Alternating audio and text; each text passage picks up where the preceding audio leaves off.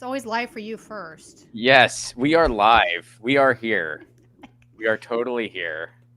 And I was wondering why I'm so dark, and it's because I didn't turn on 2 of my lights. I'm gonna go do that. Uh-oh. You do that because, I'm okay, Ron fine. Placone. She's Tina-Desiree Berg.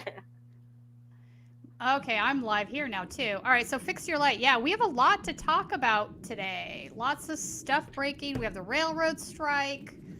Some surprise votes in there. We'll talk about that. Obviously, CNN and other news organizations are talking about the corporate aspect, how this would destroy our economy, not really caring too much about the workers' rights. We have Kanye West having a complete meltdown on the Alex Jones show, to the point where Alex Jones actually looked like the sane one, which is like, I can't believe I just said that, but Well, it's better than that. It's like he looked uncomfortable. yeah. He looked It was almost like Alex Jones was like, crap, I'm gonna get sued again. How am I gonna pay for this? Stop it, Kanye. I'm gonna get sued again. Stop. Like, it was wacky. So I watched that, and then I switched over to the railroad strike, and that was a little bit of a change of pace. This is, oh my God. There have been multiple times already today where I just wanted to scream out loud, even though it's like we all knew this was most likely to happen. Yeah. They went about this the shadiest way possible, and it's totally true to form. Nothing surprising at all. Nothing. And the pretzel logic people are applying right now on all sides. On all sides. For whoever, be it everything from Republicans to the squad, the amount of pretzel logic people are applying to this whole thing that is basically just a big F you to workers, big time.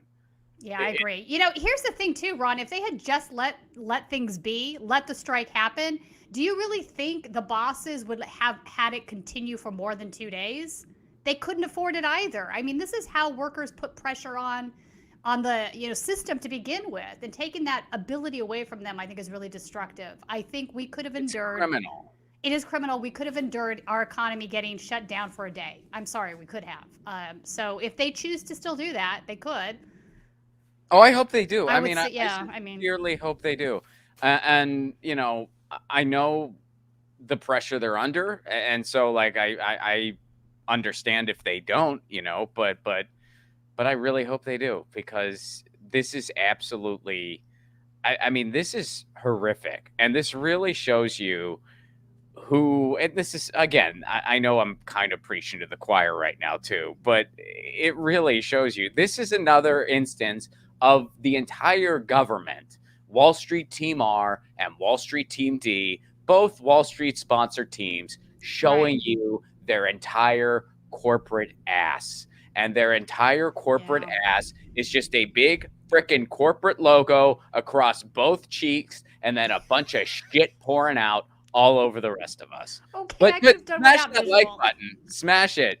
Smash. It's the holiday, Tina. I'm in the spirit. Smash the like button. I couldn't go without that visual. For the corporate ass of America. We should change the name of this country to just big flying corporate ass. That should be their. Jordan's going to come back from his paternity leave and be like, "What is happening?" Why is there a big ass logo? Where we used to just have the United Corporations of America. Well, Ron said a thing. All right. Let's talk about the railroad strike deal. We do have the clip from Bernie Sanders speaking on the floor. Do we want to play some of that? An enormous role in transporting very, very basic and important goods that all of us depend upon. It becomes a health issue, and et cetera, et cetera.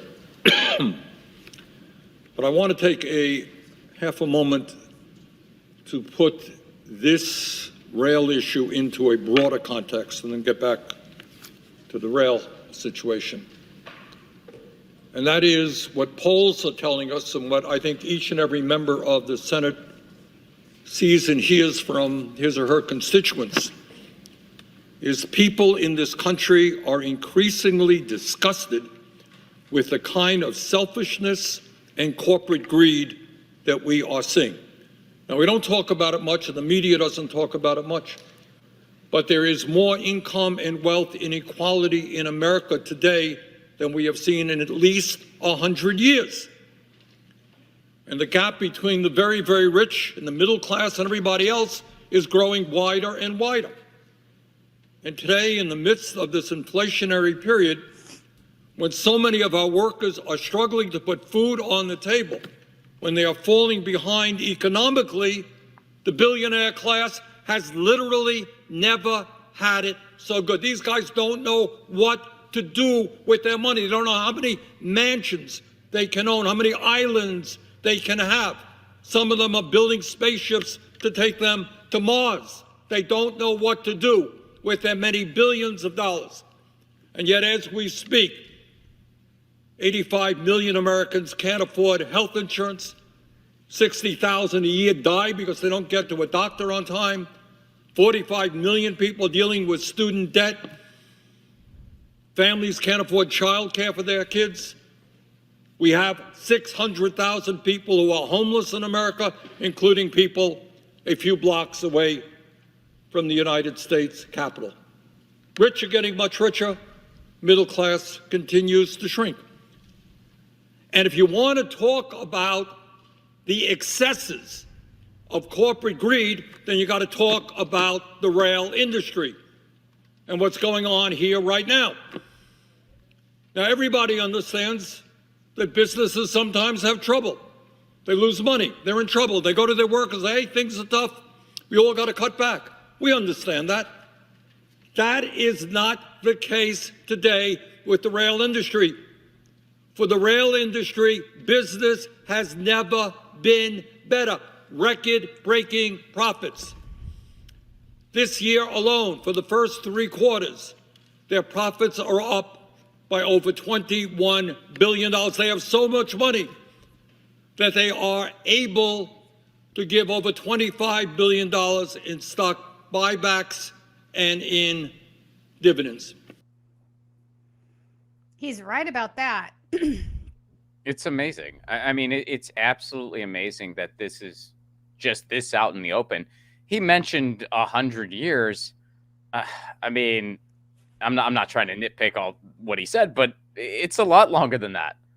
It's a lot longer than that as far as seeing this type of discrepancy. That's true. I mean, you can trace it back to, I mean, I think ancient Egypt is really the only comparison we have to like this big of a discrepancy between the rich and the poor. When you factor in, you know, like where we're at technologically, and you can compare it and where it was in history and stuff. And I mean, I think it's important to also point out, Ron, that the last time, like I think he's referencing the Great Depression and the stock market crash in the 20s and what led up to that. It's worse than the income inequality is worse than that now, right, than it was then. But look at how disconnected that is from the stock market, right? Like there's a total disconnect. The stock market continues to boom. Mm-hmm.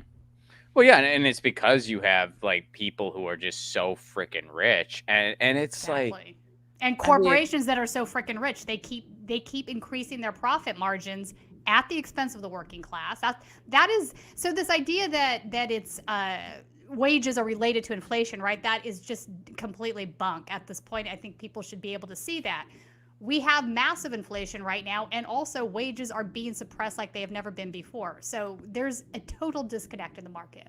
Look at what they're doing to the railroad workers. And by the way, this is even the Democrats are in charge. I mean, the Republicans are happy to stand by and let it happen. Like most of them, they all voted against the sick pay, and you know, but they're doing this literally the same month that we all watch A Christmas Carol. You know, and no ghost of present, past, or future visited anybody apparently. You know, or they visited Bernie. Like they came to see Bernie, and he's like, "You're supposed to go see everyone else. I don't need this shit. Yeah. I'm the only one who's trying to do anything about this. Go see everybody else." And they're like, "We tried, man, but Ted, you know, Ted Cruz's security system's freaking nuts. We're gonna have to hang out with you." Like, oh, all right, well, yeah, Ted. I think other people need the ghost visits. Let's talk about Ted Cruz for a second. He actually voted yes on the paid sick leave. Ted Cruz voted yes, and of course Joe Manchin, the Democrat, voted no. Like he said he would. Like, yeah, Sinema. Yeah, he said he would. Sinema voted yes too. I was surprised to see that. I thought she was going to vote no with Manchin, but so there was some strange voting going on today, I think. I also want to point out that there were a handful of Democrats that voted on the second not to break the railroad strike. So I watched both the amendment vote and then the railroad strike vote. So Warren, Sanders, Hickenlooper, and Gillibrand all voted not to do that. So they were the only Democrats. They were the only ones. They were the only ones who did it. And so, but it's a strange mix. Like Warren and Sanders, I see. Gillibrand, I can see. I thought Hickenlooper was a little bit odd. I didn't see him coming out for that. He's an interesting. I mean, overall, I do not like Hickenlooper. I mean, he's a very corporate guy, and he's very self-interested. But every now and again, he will surprise you on something. And this is one of those every now and again where it's like, oh, he did the right thing here. And maybe he has some kind of air freight stock we don't know about. I wouldn't, I'm not claiming that. I'm not claiming that, but who knows? Maybe there is some kind of like personal investment here. Knowing him, that wouldn't be shocking, but he genuinely did the right thing, which every great now and again does happen with that guy. It's not frequent, but there have been a few other votes where you're like, oh, Hickenlooper was okay. Yeah. All right. But he's overall pretty freaking terrible, though. And it should have never gotten to this point for a number of reasons. One, well, that's exactly it. It should have never gotten to this point to begin with. Let's talk about that. I agree with you. Well, I think that it's so, I mean, you're going to go and you're going to crush a strike by forcing them to accept a contract they don't want to accept. Now, what you could have done, I mean, there's so many things that they could have done. They could have went to crush the strike by giving the workers what they want. Instead of giving the company what they want, give the workers what they want. Infringe that way. Then everyone would have been behind you. And Joe Biden would have been the freaking hero, really. I mean, that would have been a freaking legacy defining thing. If they would have come together to support the workers, to pass legislation that avoids a strike that would have decimated the economy and gave the workers just basic human dignities. I mean, the things they were asking for, they couldn't even have to ask for. I agree. Ron, why is it that it always falls on the backs of the workers when the economy is destroyed by these things? I mean, at some point, we have to change that rhetoric and take a deep breath and go like, is it really the workers? Let's look at what they're asking for because it's completely reasonable. They're not asking for anything excessive, extreme by any means. It's like, as far as I'm concerned, they should ask for more. So the fact that whether it's the media, whether it's establishment politicians, the fact that they're constantly framing the argument that way, right? If we go on strike, the economy is going to be decimated. And it's the fault of the workers for going on strike. No. Right. No, it is the fault of the robber barons that have simply become, and Bernie's right, they've simply become too greedy. It's not tenable anymore. And I also think at the same accord that, and I think Ted Cruz is smart enough to understand this, the Democrats sort of gave them a gift-wrapped marketing opportunity. Oh my God, yes. To now cosplay as the heroes of the working class, right?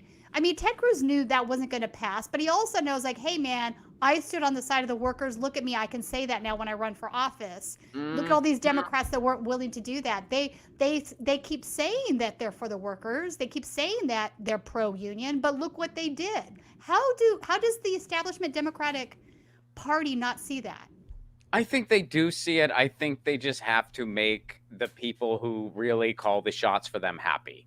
I think, like the CEOs and the companies and the railroad barons got them in their pocket. So that's who they're going to serve first, even if it makes them look bad. That's true. And you're absolutely right. I mean, the Republicans, when you really want to look at it, Democrats gave the working class a big FU, and they gave Republicans an early holiday gift. Yeah. They gave them a huge freaking gift because now it's like, that's why a lot of Republicans voted against it in the House. They didn't vote against it because they stand with unions. If they wanted to help out unions, they would have voted for like the sick leave. They all voted against that. Remember that? They all voted against so that's the interesting thing. If you look at the two columns of how those votes match up, is kind of wild. Yeah. Yeah, just enough of them voted so that it would pass the House, because as much as they want to screw over the Democrats, they want to screw over the working class even more.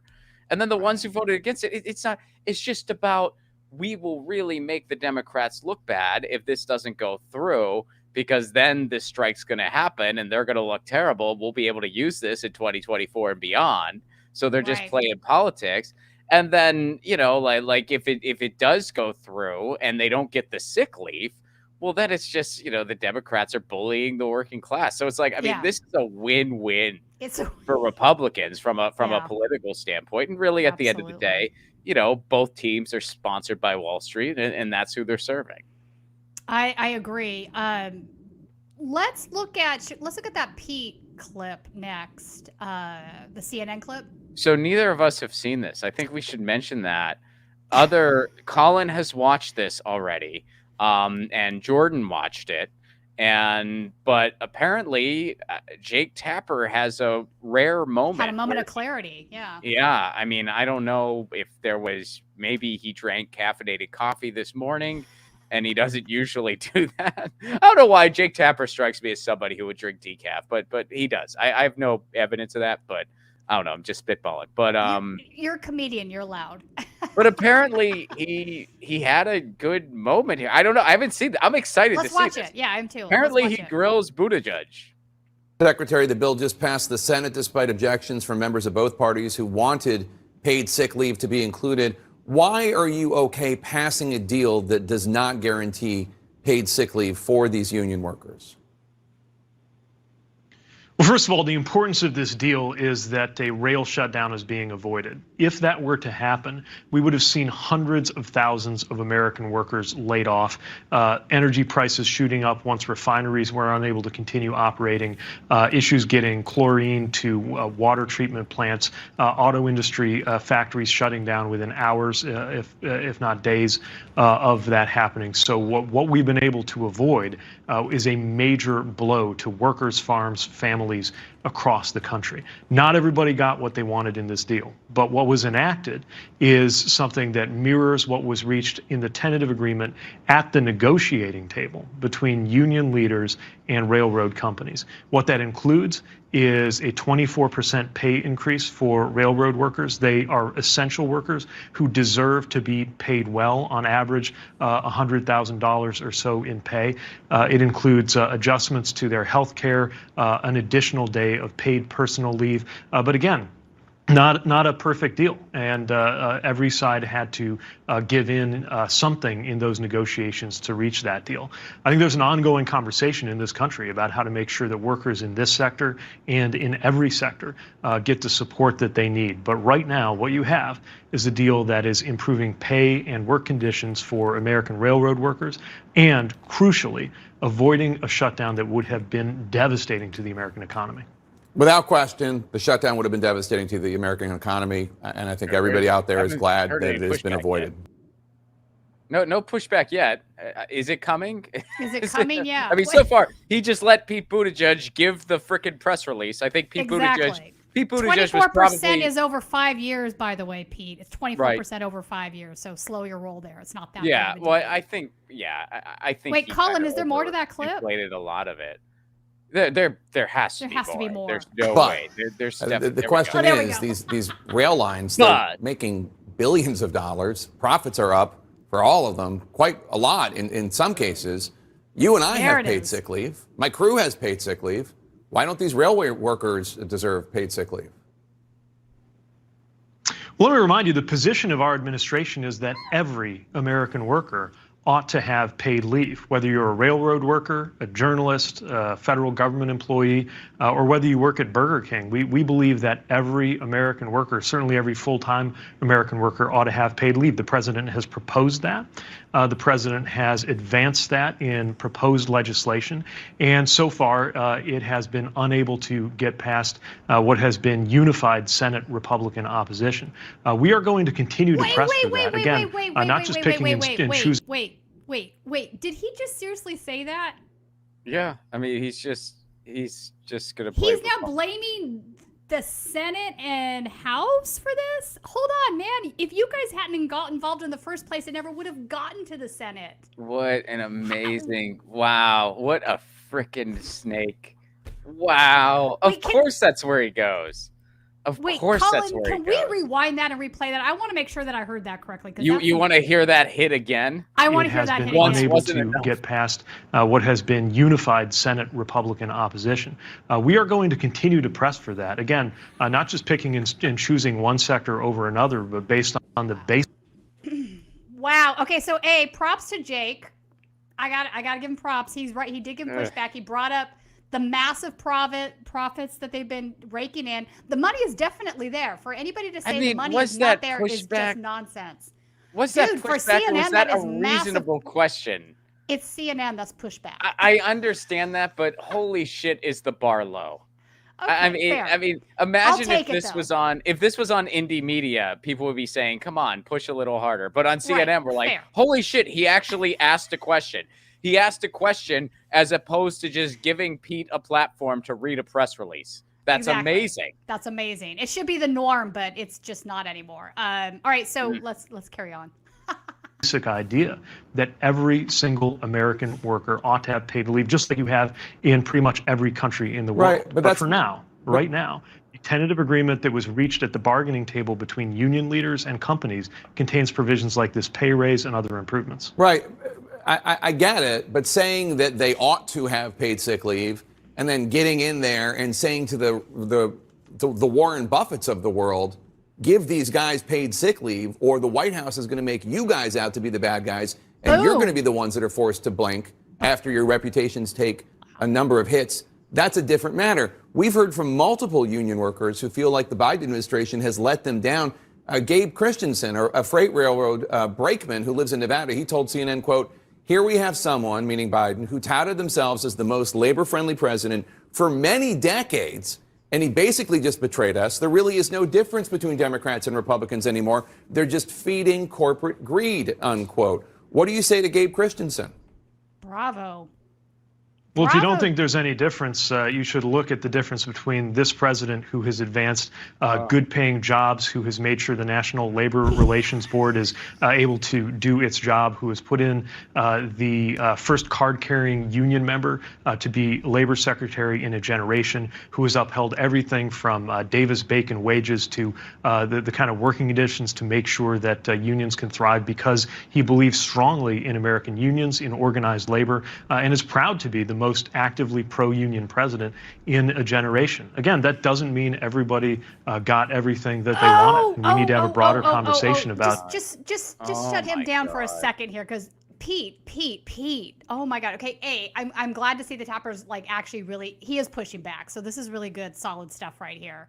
But Pete goes right back to changing the subject to yeah, but we did this, that, and the other, and we're the most union-friendly administration in a generation. That's debatable. What is he talking about? Let's see if Jake Tapper pushes back on that. I'll be surprised if he has further pushback. Right. But let's see if he proves me wrong. So far we're 2 and 3. Let's see if it's 3 and 3. Go.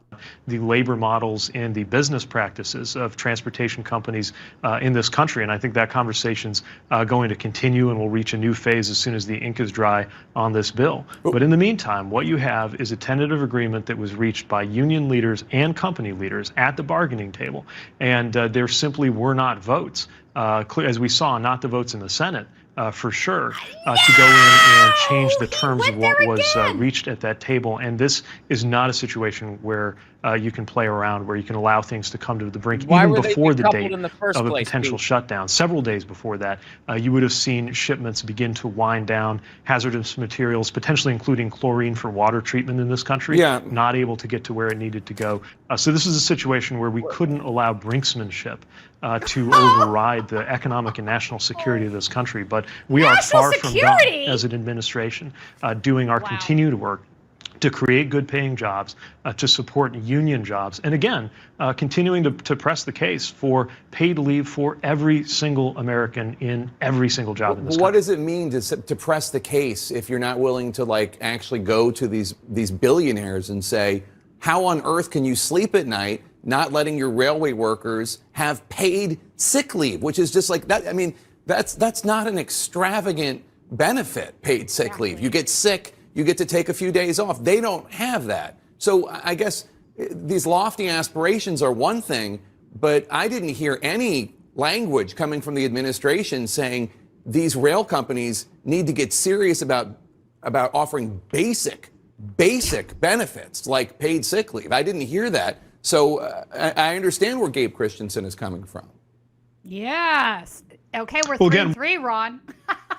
Well, there's a lot of more stuff he could have pushed back on that he didn't. But I'll yeah. For CNN standard, this is He is making Pete squirm. And You know, but Pete is being entirely disingenuous. I think he knows. Well, what do you expect? He's No, Pete it is Buttigieg. exactly what I expect. I guess though that does he really believe that most Americans are continuing to buy this stuff? The fact that he's continuing to blame the Senate for something that should have never reached the Senate to begin with is really problematic as far as I'm concerned. Like, I would actually like to see Jake bring that up. Like, you guys decided to intervene in this thing to begin with. Why are you blaming the Senate?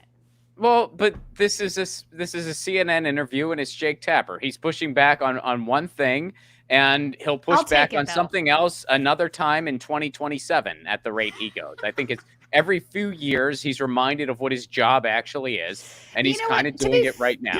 I hear you. To be fair, a lot of these guys, and Jordan will tell you the same thing, live under, it's a corporate rule inside these. They're rich. Yeah, I get it. No, and you get silenced by your producer and whatnot. I mean, so it's not, you can't just go around saying whatever you want to say. That's what I'm getting at. So he might even get a little pushback for this. I hope he doesn't. Probably.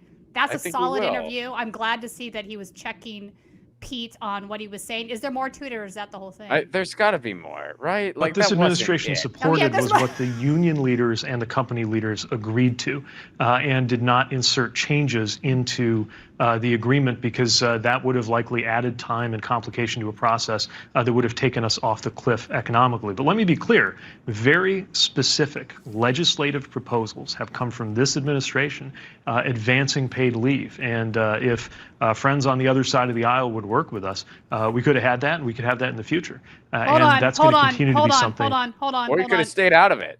I mean, you could have stayed out of it. Also, though, it's really embarrassing at this point that you have Republicans on the other side of the aisle, like, kind of supporting this stuff when Democrats weren't. I just want to point that out. Again, it's that gift wrap package that they don't seem to understand what's happening.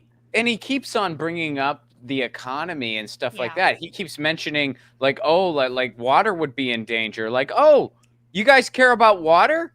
Tell that to the people in Mississippi. Right. Tell that to the people in Flint, Michigan. I mean, he's just spouting off a press release.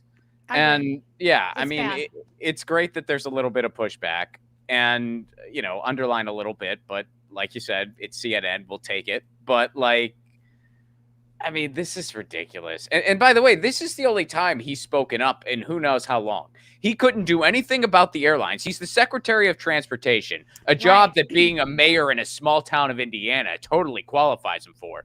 But he did nothing about the airlines except just wag his finger, then do nothing. But he really, he came out of hibernation to crush workers. I mean, this guy, people underestimate how corrupt this guy is because he knows better. He wrote an essay at 18 that indicates how he knows better. So this guy actually knows better. Yeah. And I mean, he's trying to privatize our entire road system, a literal neo-fascist plan. This guy is among the most dangerous in American politics. And I sincerely hope there's never a scenario where he's anywhere close to the White House. Yeah, I remember back during the primary, activists were chasing him through the parking lot, asking him why he didn't support raising the wage to $15 an hour, the minimum wage. He refused to engage with any of them. Yeah, he was literally running. Yeah, he said he was for Medicare for all at one point. It was back in like 2017 where he was just trying to build a brand for himself. Right. But yeah, I mean, he's and of course he's not. So is there more to this? This awesome hit parade from Pete Buttigieg? We work he's really in the meantime, what we have now is millions of Americans who can breathe a sigh of relief, knowing that everything from baby formula to milk to petroleum products that affect the price of gasoline to treatment materials for water to all of the other things we count on will continue moving, and the workers, the essential workers who get them where they need to go, not only have an additional additional day of paid personal leave per the agreement that was reached, but also a 24% pay increase. Yeah, obviously not Again, every it's 24% labor over leader 5 was on board years. with that plan, but there were some that were. Transportation Secretary Pete Buttigieg, thank. All right, that's the end of it. Again, 24% over 5 years. I don't, take this all into consideration. I think another thing folks need to really consider is the fact that wages have been so suppressed that even getting these little increments now is still not really bringing them up to where they should be, right? Yeah, no, this deal is completely insufficient, and even It's just the insufficient. very least of giving them. By the way, it wasn't even. It was a compromise on the sick leave they were asking for. It was 7 days, not 15. That's So right. you're already starting from a point of compromise, and they couldn't even get that through because they decoupled it. The same dirty trick they did during the infrastructure bill, the same freaking dirty trick, and they knew it was probably going to fail in the Senate, and it did. But now the bill that just crushes the strike and crushes the workers is heading to Joe Biden's desk, and he's anxious to sign it. I mean, this is just a right. total instance of a government actively working against its people. And look at how fast they came to the table here, folks. Look at how fast they were able to get this done. When it comes to doing something about grocery mergers or antitrust in the digital space or elsewhere, or approving an FCC pick, the Senate moves at the pace of a snail going backwards. But when it comes time to screw the workers, when they can screw railroad workers, boy, are they quick. They are, man, top of their freaking game. This is how they use their lame duck, by the way. This is how the Democrats use their lame duck to crush the filibuster. The filibuster, I mean. Yeah, they're using it they're giving Republicans a gift, and they're screwing the workers. I never ask where the bottom is anymore because I'm never going to get that answer.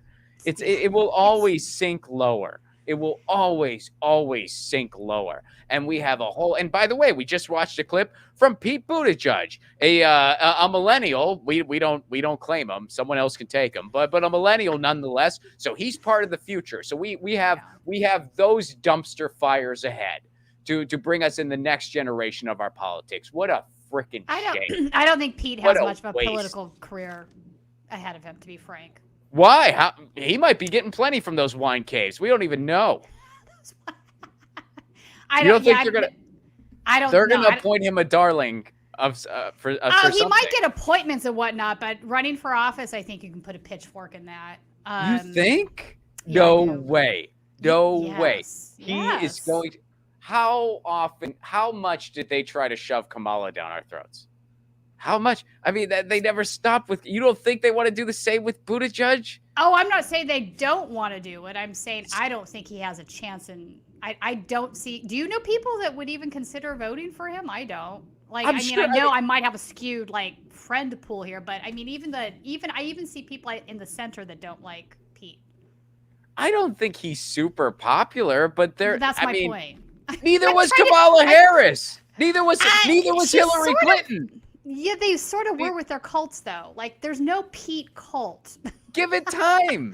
Give it time. He will still There's build no one. wine mom Pete cult, bro. That just is not a thing. Let's remember this conversation in 2 years when somebody resurfaces this video and says something like Ron Placone is criticizing Pete Buttigieg because he's homophobic or something like that. Just wait. There's going to be a Pete hive. Are you kidding me? It's going to happen. I don't know when, but it's for sure going to happen. No. Unless for some not reason. A Pete hive. No. Give it time. It'll be Pea hive. It'll just be Pea hive. Maybe because they are that bad at branding. It will just be a Pea hive. But it's for sure going to happen. They're for sure. Boy. Unless he decides not to. They're for sure going to try to shove that guy down everyone's throats because he plays it the company way big time. He's good at talking his way out of things. There's there's another ability to weaponize identity politics by saying, oh, you don't like him, you're a homophobe. Just like, oh, you don't like Hillary, you're a sexist. You don't like. All right, there is that. True. There's all that, which is, that I'm calling it exactly what it is. It's weaponizing identity politics for dishonest means. And so, yeah, I think unless he decides he doesn't want to go that route, which he for sure does, he's going to run for the White House at some point, either president or VP. You can guarantee it. I wouldn't be surprised if somehow Biden doesn't run again. He would be the guy. It'd be like him and Kamala or something. Maybe. So Cinema, what do we make of that vote? She split with the Mansion wing, so she also voted yes. On the sick leave? Yeah, I'm seeing if she tweeted anything about it. I think they knew it wasn't going to get through.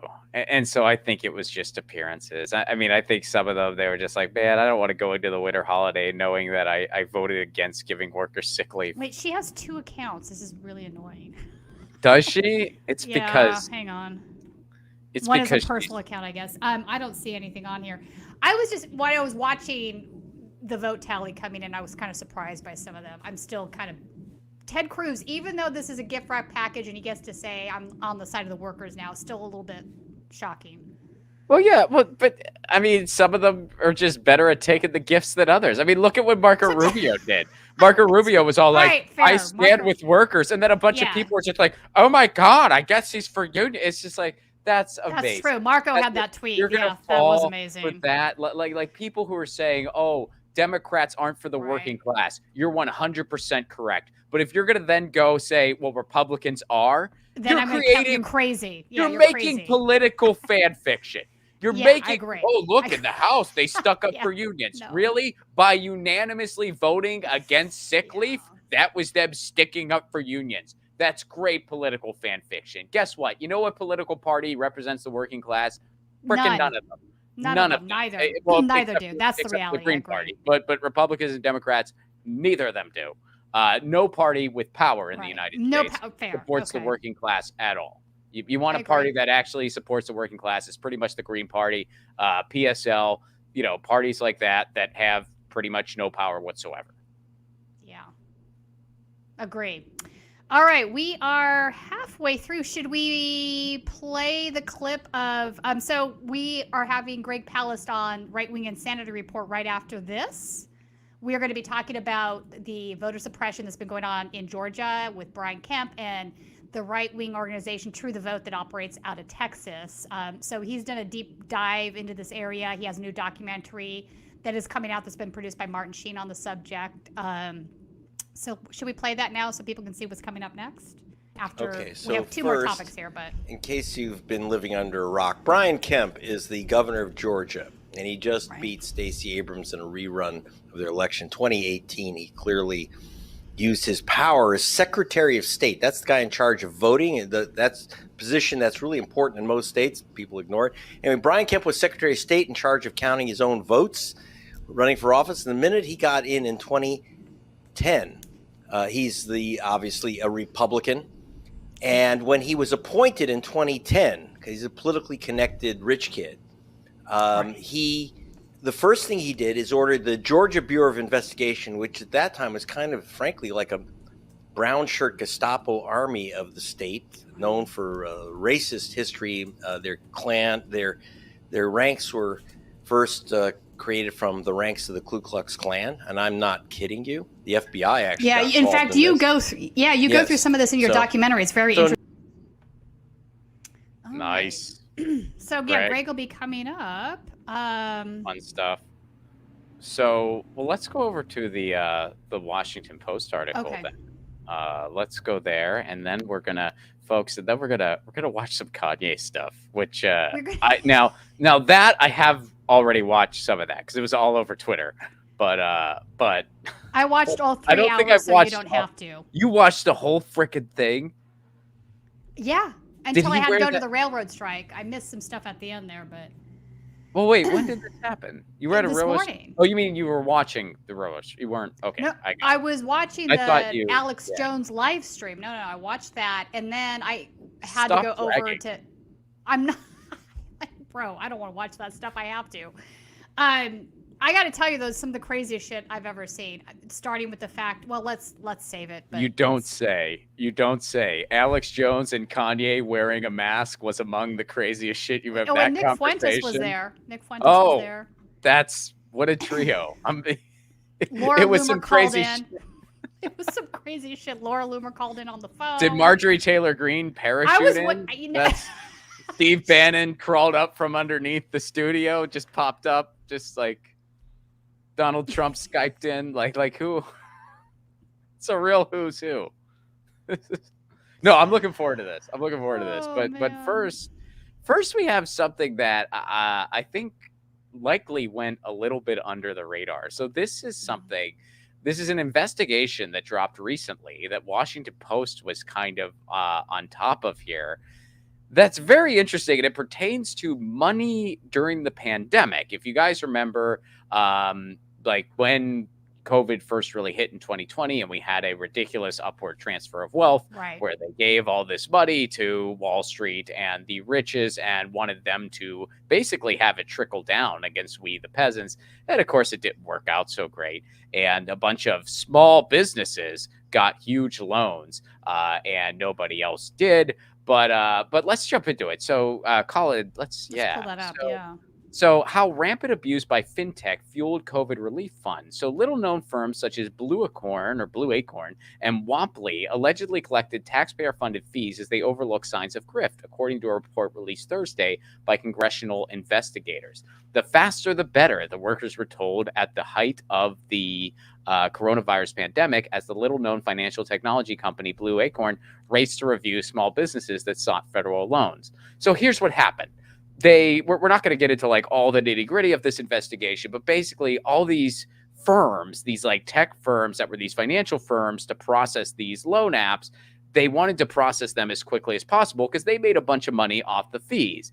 And so there were a bunch of scam things that they just kind of let through because they didn't care because they were making a bunch of money. Now, not only were there a bunch of scam things, but again, if you all remember how this shit was rolled out, the way it was rolled out was it was just first come, first serve, dog eat dog. And they were very, very, very, very, very vague and very broad in what qualified as a, quote, small business. They were really freaking broad there. So who's going to get the loan first? The independent burger shop that's been run by a family for 20 years, and they're just trying to make sure they got food on the table for their kids, and their kids aren't going to be going to school, and they got to figure shit out. And they're looking out for their families, or Steak Shack, who has a handful of attorneys working on their applications day and night. Who's going to get their application in first? Steak Shack is, or Shake Shack, whatever the hell it's called. But my point is, Shake Shack. I've never been to one. I don't know. But anyway, I'm sure whatever. Pick your shakes are fine, but whatever. They got all the money, and smaller people, the rest of us were really just left to fight for crumbs of crumbs. And yeah, some people got a little relief, some got nothing at all. But it was an absolutely horrific way to handle something like this, especially when other countries just put a freeze on everything and send a UBI to people, which is what a government is supposed to do in such a situation. By the way, that's what a normal functioning government is supposed to done. I agree. In a public health crisis. Not that it would be much more efficient. I mean, it would have been more efficient if we had just done that. Right, but they don't care about efficient. They care about how can we make Wall Street richer? How can we make more capital? Yeah. And so that's what they did. So this is a moment of the intersection of big tech interacting with the big finance world and Wall Street to make themselves richer through all these fees, while also just approving these loans that were probably later forgiven for these huge companies that got them first anyway. And this is why there is a new era of feudalism that is also going on in the digital space. And this is another reason why antitrust is so freaking important at every level. And guess what, folks? There's something you can do right now to demand action on antitrust legislation during this lame duck. So far, they've used their lame duck to crush railroad workers. Let's make them use it for something a little bit better. Go to BidenPromise.us now. Again, that's BidenPromise.us. And again, demand action be taken during the lame duck on antitrust legislation. 2 bills with bipartisan support that starts breaking up the monopolistic practices of Amazon, Google, and Facebook. BidenPromise.us. We got to scream loud, and time is running out. So that's something that's going on. And Washington Post did publish this investigation. So kudos to them for publishing that investigation. And I haven't seen it anywhere else yet. So I haven't either. So I'll tip my hat where the tip of the hat is due. I'm glad they shared that investigation. So that's WAPO still does some good work every now and then. They do some weird stuff, but look at this. If somehow I'm pretty sure Jeff Bezos doesn't watch this show, but if he does and he finds out that somebody used the publication of that investigation to make a plea for antitrust, he will probably fire whoever published it. So my apologies in advance to that person if that happens. I'm sorry, but I'm pretty sure Jeff Bezos doesn't watch this show. I'm pretty sure he doesn't. I'm pretty sure we're safe. But if he does, Jeff, listen, just give me enough money to live forever, live for the rest of my life and make any movie that I want to make, and I'll never criticize you again. That's all it takes. I don't know how much. I mean, just a couple million. Wow, that's it, bro?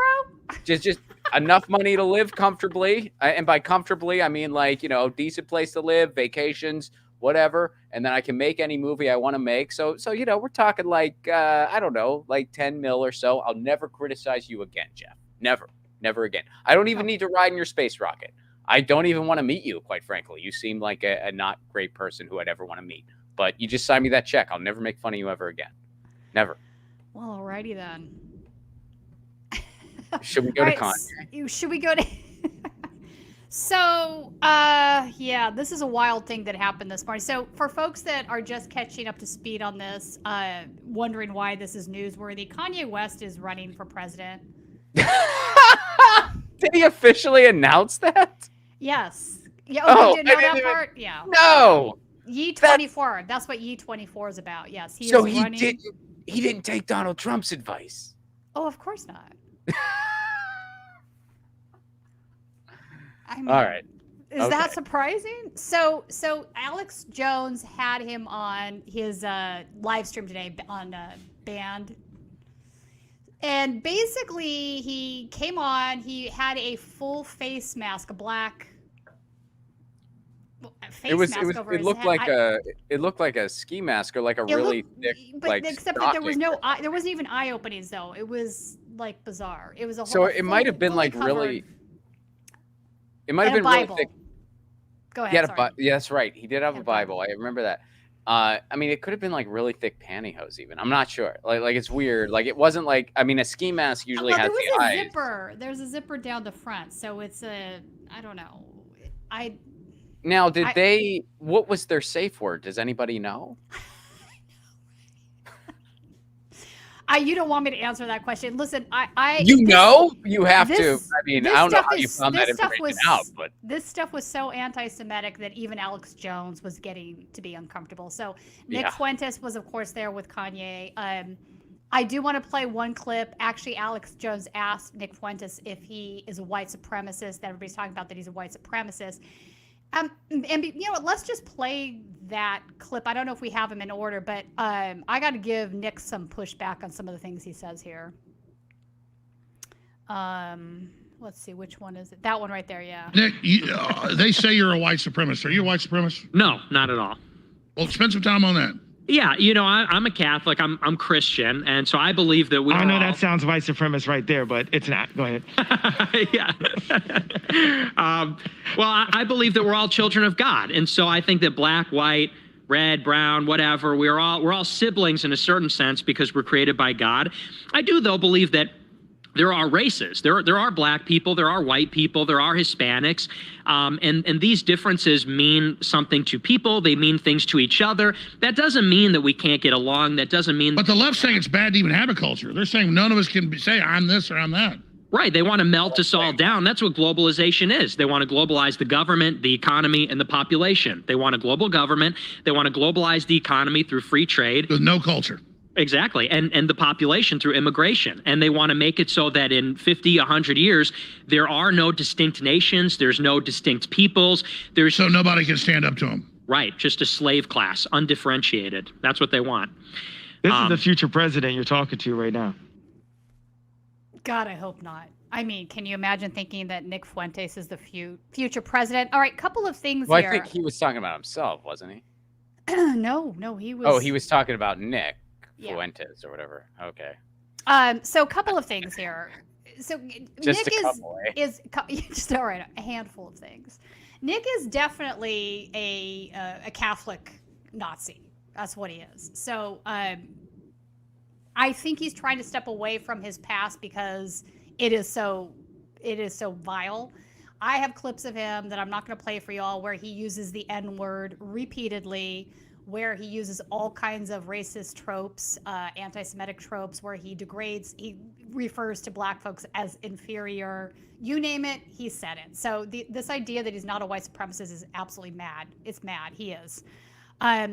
He's sort of trying to paint himself in this clip as, no, I'm really just viewing race as a cultural thing, right? So we all have our different cultures, and, you know, the left, they want us to sort of like get rid of all of our cultures because we're one, you know, being, and that's just not right. So he's trying to tone that rhetoric down a little bit and sort of take the argumentation that you would hear from a race realist, which is somebody that just thinks race is real and we should acknowledge that, right? So, but it's just, you know, I have to wonder, Kanye must be aware of these clips of these past viewpoints that Nick has spouted. And it's really strange to me that he's not bothered by it, or that he's trying to, you know, pretend that they don't exist or something.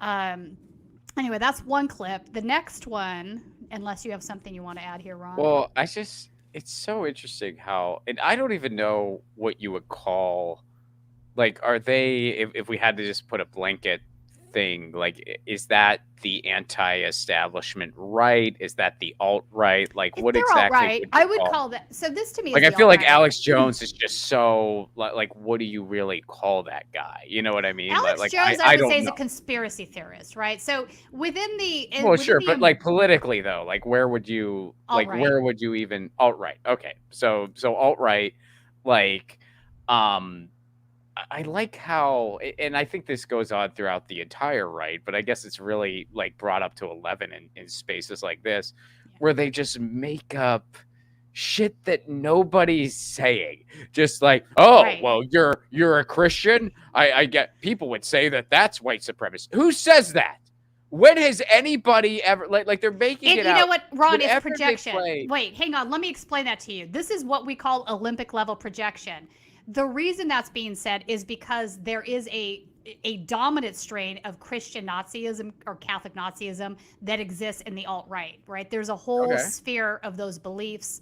There are entire Telegram channels devoted to that, like Christian Arianism is one of them. Like, so these are guys that do consider themselves to be deeply religious, very much Christian or Catholic, and they believe that part and parcel to that is being a racist Nazi, right? They don't view, and in fact, we'll play, I think I have a clip about how he was talking about Jesus Christ, right? So Jesus Christ is a Jew, and he was on there trying to, the two of them, Fuentes and Kanye, were talking about Judaism. And it was clear they didn't understand half of what they were saying. It was all wrong. Like, everything they said about Judaism was just flat out ridiculously wrong. Well, but it's what they believe, right? So they have this belief that, you know, like, even though Jesus Christ is a Jew, the Jews actually hate Jesus Christ, which is not true, right? It's just that there's a difference that people that believe in Judaism don't necessarily acknowledge that he is the Son of God to save man and blah, blah, blah. All of those things that Christians have put on him. So that doesn't mean he's hated. Right. Well, yeah. I mean, that's ridiculous. And also, like, I guess I just, the reason that like hit me, it's like, it blows my mind whenever, you know, and this does happen on the right. You don't really see this on the left much, but it's like whenever they play this, like Christianity is somehow persecuted in the United States. Like, it's just so comically ridiculous. Yeah. It is by far the largest religion, and it is imposed into our laws constantly. We live in a literal theocracy.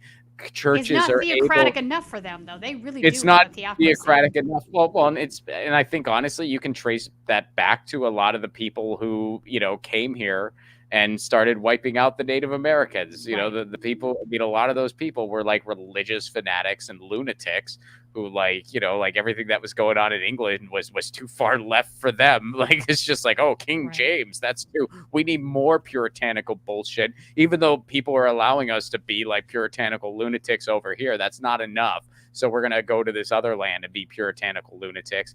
And let's be honest, that kind of like is in our sphere here in the United States. That's why we're a little more modest when it comes to like boobies and everything. You know what I mean? Like we're just a little more modest about things that other countries are generally. We have a more archaic view of sex. We have a more archaic view of sexuality. I mean, it's like that all still is like lingering in our world, you know? So anyway, whenever they play the whole like, oh, Christianity is just what planet are you on? I'm sorry. Let's pull up the thread again. I want to play actually, Colin, the very first clip that I clipped out. And folks, smash that like button, and we'll get to everyone's super chat here in a little bit. So smash it up. We're going to listen to Alex Jones have a meltdown. I know you're thinking totally out of character. Really? He did that? But he did. So, but smash the like button. We need to build up to it, though. I mean, I can't just drop Well, is this where he gets uncomfortable? Off the click. A little bit, but it gets worse. So let's play this one. It's pretty funny where he gets uncomfortable. You've got white guilt. Actually say, you're bad because you're white. Help us kill black people. What type of freakish, crazy world is that? Okay? Zionist. Is that too wide of a idea, or do I have to just go specifically to who does that? But it's the devil. It's the devil. We all, like Grandma used to say, we all need Jesus Christ. And where I'm at, this position where God is, he's using me as a vessel. Everyone always knew that I was special, but now I get to be a vessel. And I feel so, I'd like to go into a prayer. It's a prayer that my cousin wrote. Now, this prayer it's pretty long, so no, we're not. Please don't cut me off in the middle of this prayer. I'm not. Go ahead. Yeah, so what happened is I was we were doing a family prayer Zoom on Sunday, and his name is Wayne, and he tells me, he says, Kanye, he's like, bro, my name's Jay. You say a prayer. And then I said my prayer, and I felt that it was very profound. I felt like it was Ye level bars where I said, let's remove this whole conversation of morality, and let's stick to the Bible and say either Jesus said so or Jesus said no. Hold on, I'm gonna wait till you drop this. Boom. I'm listening. All right, so, and I felt like that was profound. That's like a bar that made me top 5 streaming artists without an album this year. Either Jesus said so or Jesus said no, because we want to bring in our creative direction and our opinion and our moral compass. Forget the words moral compass. Is it in the Bible? What did the red letters say? What did Jesus say about it? And then we make our decisions off of that. So I said this, and then I had an idea. Let's stop hoping. Let's pray. Let's talk directly to God. Let's stop hoping for stuff. I agree with that. He has hope in here. And then I took it out, and then I put it back in. And then so I said this prayer. Okay, I love that somebody called this the GIMP mask in the comments, because that's exactly what it looks like. I couldn't figure out what to call this thing. Indeed what it looks like. It looks like he's... Whoever came up with that is right on par. All right, it looks like he's in a dungeon where he's like, do you want to hear my prayer? And the dog's just like, shut up and be an obedient, whatever. It's so weird. It's so strange. It's a little bizarre. When he says Zionist, he means Jewish people. So he makes this conflation through the entire morning, right, with Zionists and Jewish people, as if they're one and the same. Right. I know that there are definitely Israelis that do the same thing that are on the right. We're not going to have that discussion today, but there is, no group is monolithic in its beliefs. He at one point, he brought out this can of is it Yoo-hoo, that kind of milky soda stuff. He was talking about Netanyahu, and he brought out this can of Yoo-hoo and an orange fish net. It's like chocolate milk, basically, I think. Yeah, I'm not even sure. Like, it was really bizarre. That was bizarre too. We'll get to that in a second. But also notice something about how he's talking about we need to get rid of our moral compass and just do what the Bible tells us to. So he's sort of. I agree that everybody's secular morality isn't going to be the same as what's preached in the Bible. Those are two different things. Yeah, the Bible has some pretty messed up stuff in it. It has some pretty exactly. The Old Testament is chock full of crazy stuff. I mean, really, Kanye, you got to get off your GIMP mask then, because you can't wear polyester. I'm sure that thing's made out of polyester. You're sinning. You can't mix. You can't mix cloths. Yeah. So I mean, are we really going to grab all of those things and put them into law? Like, it's kind of a strange rant, is my point. You can't eat shrimp, but you can totally go to Bone Town with your cousins.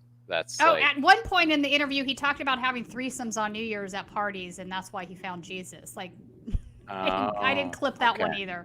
All right. let's get to where We'll he all starts. be left to wonder. Well, he goes on to praise Hitler. Let's get to that. And I'm not exaggerating right now. Of it. And now people are like, wait a second, the so-called crime doesn't deserve the punishment. What did I thought? That's right. You're not Hitler. You're not a Nazi. You don't deserve to be called that and demonized. Well, I see good things about Hitler also. Oh my God. I love everyone, and Jewish people are not going to tell me you can love, us, and you can love what we're doing to you with the contracts, and you can love what we're pushing with the pornography. But this guy that invented highways, invented the very microphone that I use as a musician, you can't say out loud that this person ever did anything good, and I'm done with that. I'm done with the classifications. Every human being has something of value that they brought to the table, especially Hitler. How about that one? Ari Emanuel, how you like that one? Hey, Ron, you gonna do anything to fix Chicago? That's my second time watching that, and I'm still just kind of like, oh my God. I mean, just the whole, like, when somebody says to you, no matter who it is, whether it's Alex Jones or anyone else, you are not Hitler, you are not a Nazi, and your response is pause. Well, like that alone, yeah. He's like literally. like, well, whoa, actually, what's gonna happen next? I know. Holy shit! Like, yeah, I was a wow. bit stunned. But there's Wow. a second. So there's a second clip that I didn't get that somebody else did that I want to play too. He is not, and I'm not trying to excuse any of this, but I'm just to be, he's not well. Like this guy needs care. Like he's not all there. Like he can't be. I don't know, man. I don't know anymore. You think? I mean, he's.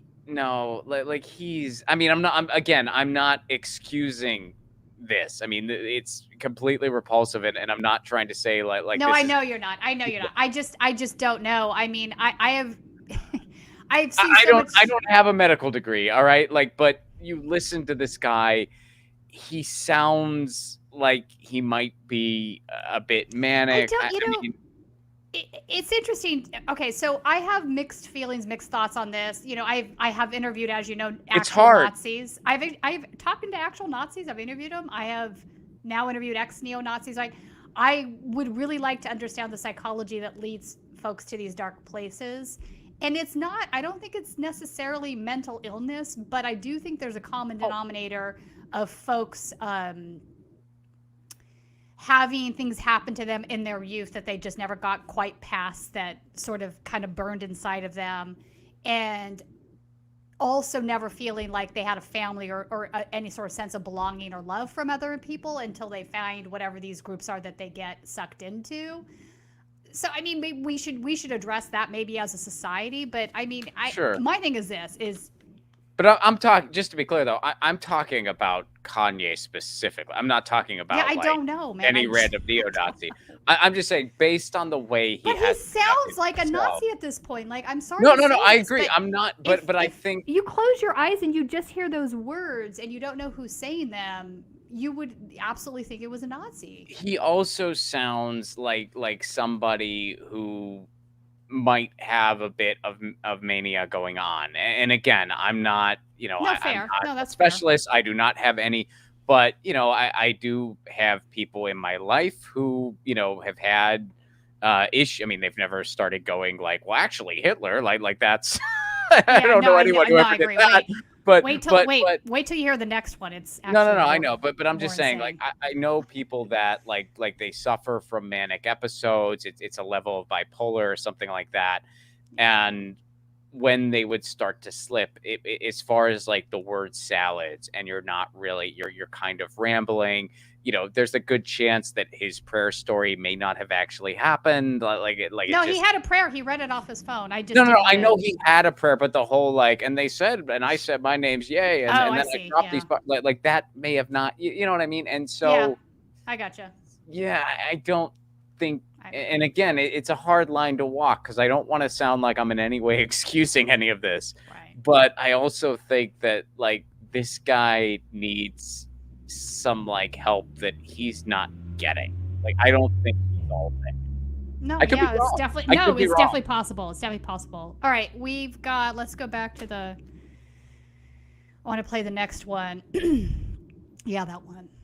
This is wild. I've really studied a lot of history. Plus, I had family that was there, and so I mean, I don't think Hitler was a good guy. I get the Hugo Boss uniforms, amazing, but I mean, just because you're in love with the design, you're a designer. Can we just kind of say like you like the uniforms, but that's about it? There's a lot of things that I love about Hitler. A lot of things. Hey, Netton, what did you think about that, Netton? This is insane. You are an insane person. How could you say something? It's okay that. So let me ask you, you like the Azov battalion because they openly hail Hitler. They're the leftovers of World War II. They support Zelensky and attacking Russia. So you like the Azov battalion? I love everyone. Well, my point is you weren't involved with Hitler. You didn't do anything. So having the ADL say anybody that opposes communism and the New World Order is a Nazi, well, you kind of get what you give, you know? No one cares about the ADL. They're played out. Jesus is Harvard. They ran Twitter till last week. But yeah, I hear you. They don't run anything. No one knows no one cares. They're played out. Look at, people have had a problem. Look at Clockwork Orange. There's a part where a Jewish guy makes the guy kiss the shoe and he says, kiss the Jew. Like, people have had issues with Jewish people forever. But what I'm saying is I love Jewish people. I love Jewish As we're talking about Stanley Kubrick, put the War Room background up at the end there. You think Clockwork Orange is about Jews? Absolutely. Look at it. I thought it was about a collapsing, Stanley Kubrick was a Jew. Oh, wow. I know his daughter. He was a great guy. Yeah. So, I mean, he made Dr. Strangelove. I mean, I got to be honest with you. I see incredible literature and art and music and just so much great stuff Jews do. Just like I see so many great things black people do or any other group. Like, Beethoven's German. I don't blame Beethoven for Hitler. And I believe. Wow.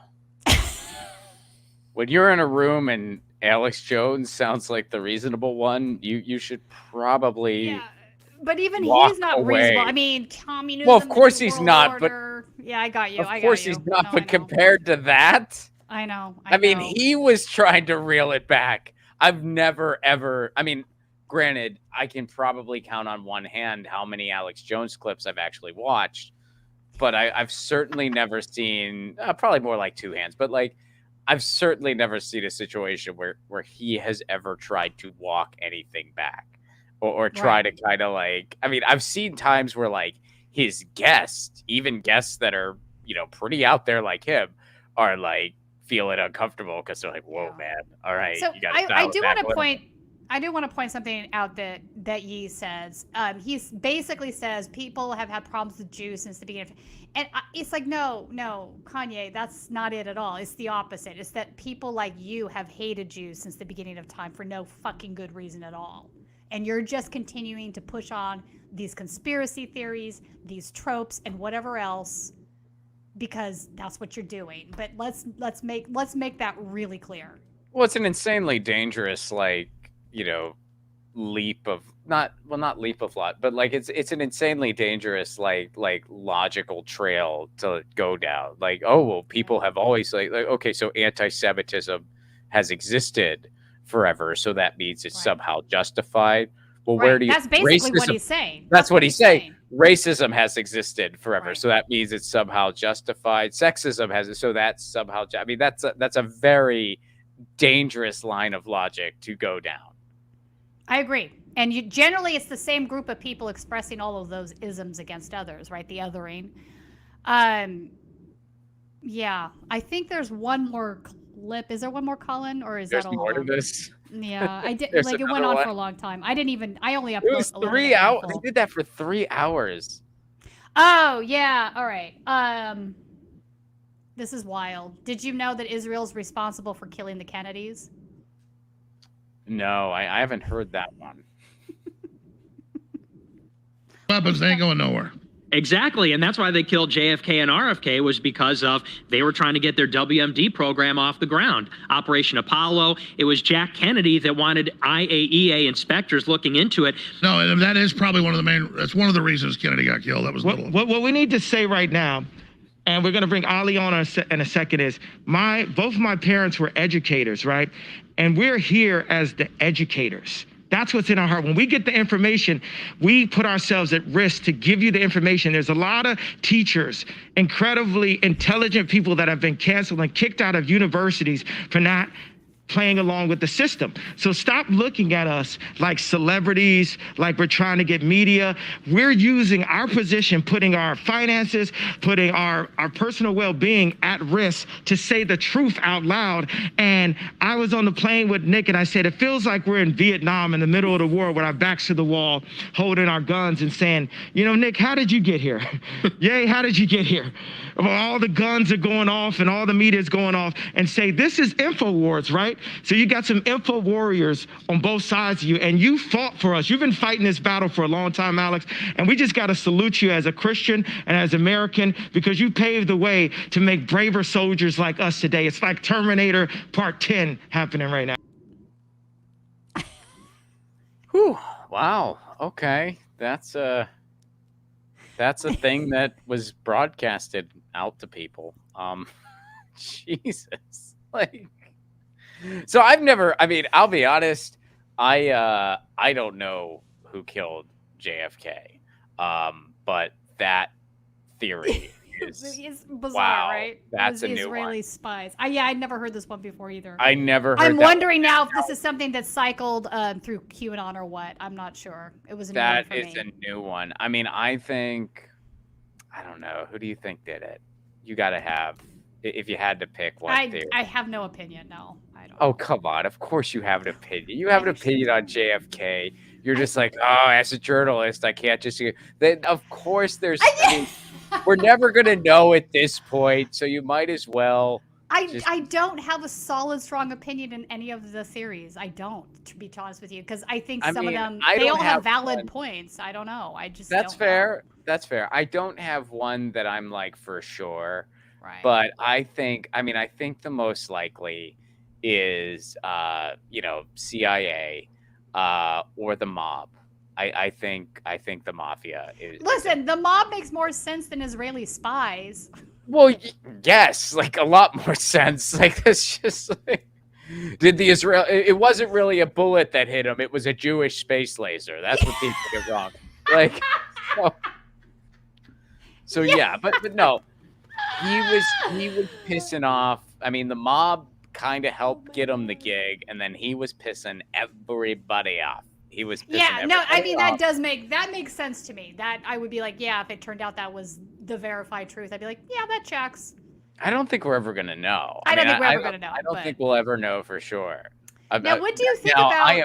I am degrading your journalistic credibility just by having a conversation. Listen, that's been happening for a while now. That's why I love having you as my co-host. I'm just like, come play in the mud, Tina. And you're like, no, that's not. And I'm like, oh, it's fun mud though. It's really fun. You got to jump in here. It is. I have to agree. What do you think about him claiming that they are putting themselves at risk by, this truth-telling, I'm using my scare quotes, the truth-telling that they're engaging in? It's funny. I had a conversation with a comedian. It is funny. I had a conversation with a comedian friend of mine actually this morning. My friend Robin Tran. She's one of my favorite comics today. She's hilarious. But she was saying how, and we were both kind of having this conversation where a lot of people, it's like, they claim like they'll just say things and then they get pushback for it and then they cry victim and they say that's like, exactly what happens. They don't want free speech. They want free speech free from consequence, right? Yeah. Well, they just want to be able to say what they want to say and have no criticism or pushback. That's the reality. Well, yeah, and it's funny because like some of this kind of bleeds into the comedy world and stuff. So she, and like comics, like we'll kind of, someone will make a sincere point and then we'll just kind of make a goofy joke. And she said something pretty profound. And then I messaged her back and I said, I anybody who doesn't buy tickets to my show or subscribe to my podcast is violating my free speech, and I'm tired of it. You know, like it's like, and then we just laughed. But yeah, so I think it's you have, and by the way, you can't really say that Alex Jones is any kind of a victim at this point because he was found guilty in a court of law. That's how our free speech laws work. Defamation is not protected speech. He was found guilty in a court of law. So, I mean, you know, like you can't really, I mean, you can't cry. And by the way, all these people, is that your journalist? They're revoking. No, that's spam risk. That's that's the minister of journalism is like, hey, you were talking about JFK. Reel that in. You're out. No more JFK talk. That's Reel that in, girl. Reel that in. But yeah, like I mean, Alex Jones is incredibly wealthy. He's never going to pay that fine, and he's going to fundraise the hell off of it. He already is.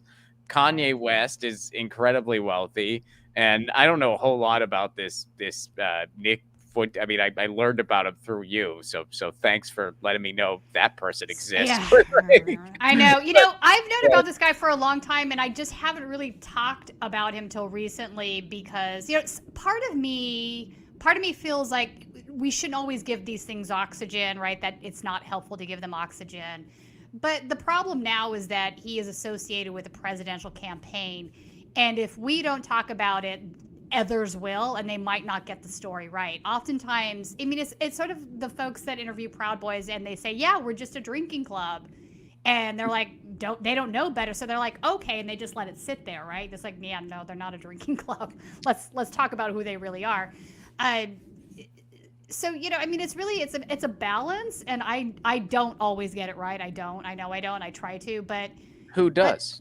All right, fair. But I'm just saying, I think at a certain level, I understand why you wouldn't want to give certain things oxygen, and I felt that way for a long time about Nick Fuentes. But I think now at this particular point in time, you've got mainstream media talking about who this guy is because of the relationship to, and I just think it's important that people really understand who this guy is. He is not just some race realist that's like, you know, I'm fine, I'm just a Republican and I'm a Catholic, and, you know, we all have our different cultures. No, this guy has made some really horrific statements, like, and on repeat for years now. It's just not one or two things or one or two times. It's who he is.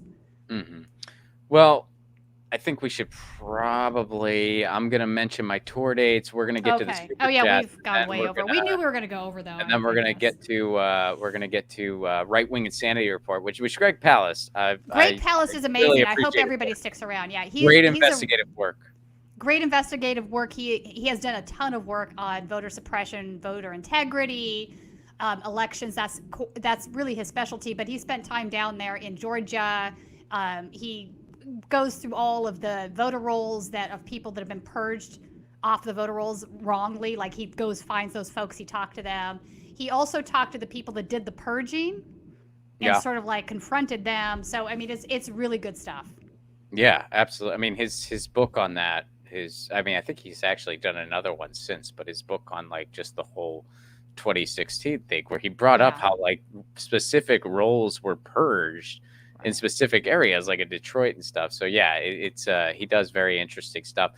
Folks, before we get to the super chat, I'm going to be on the road in 2023.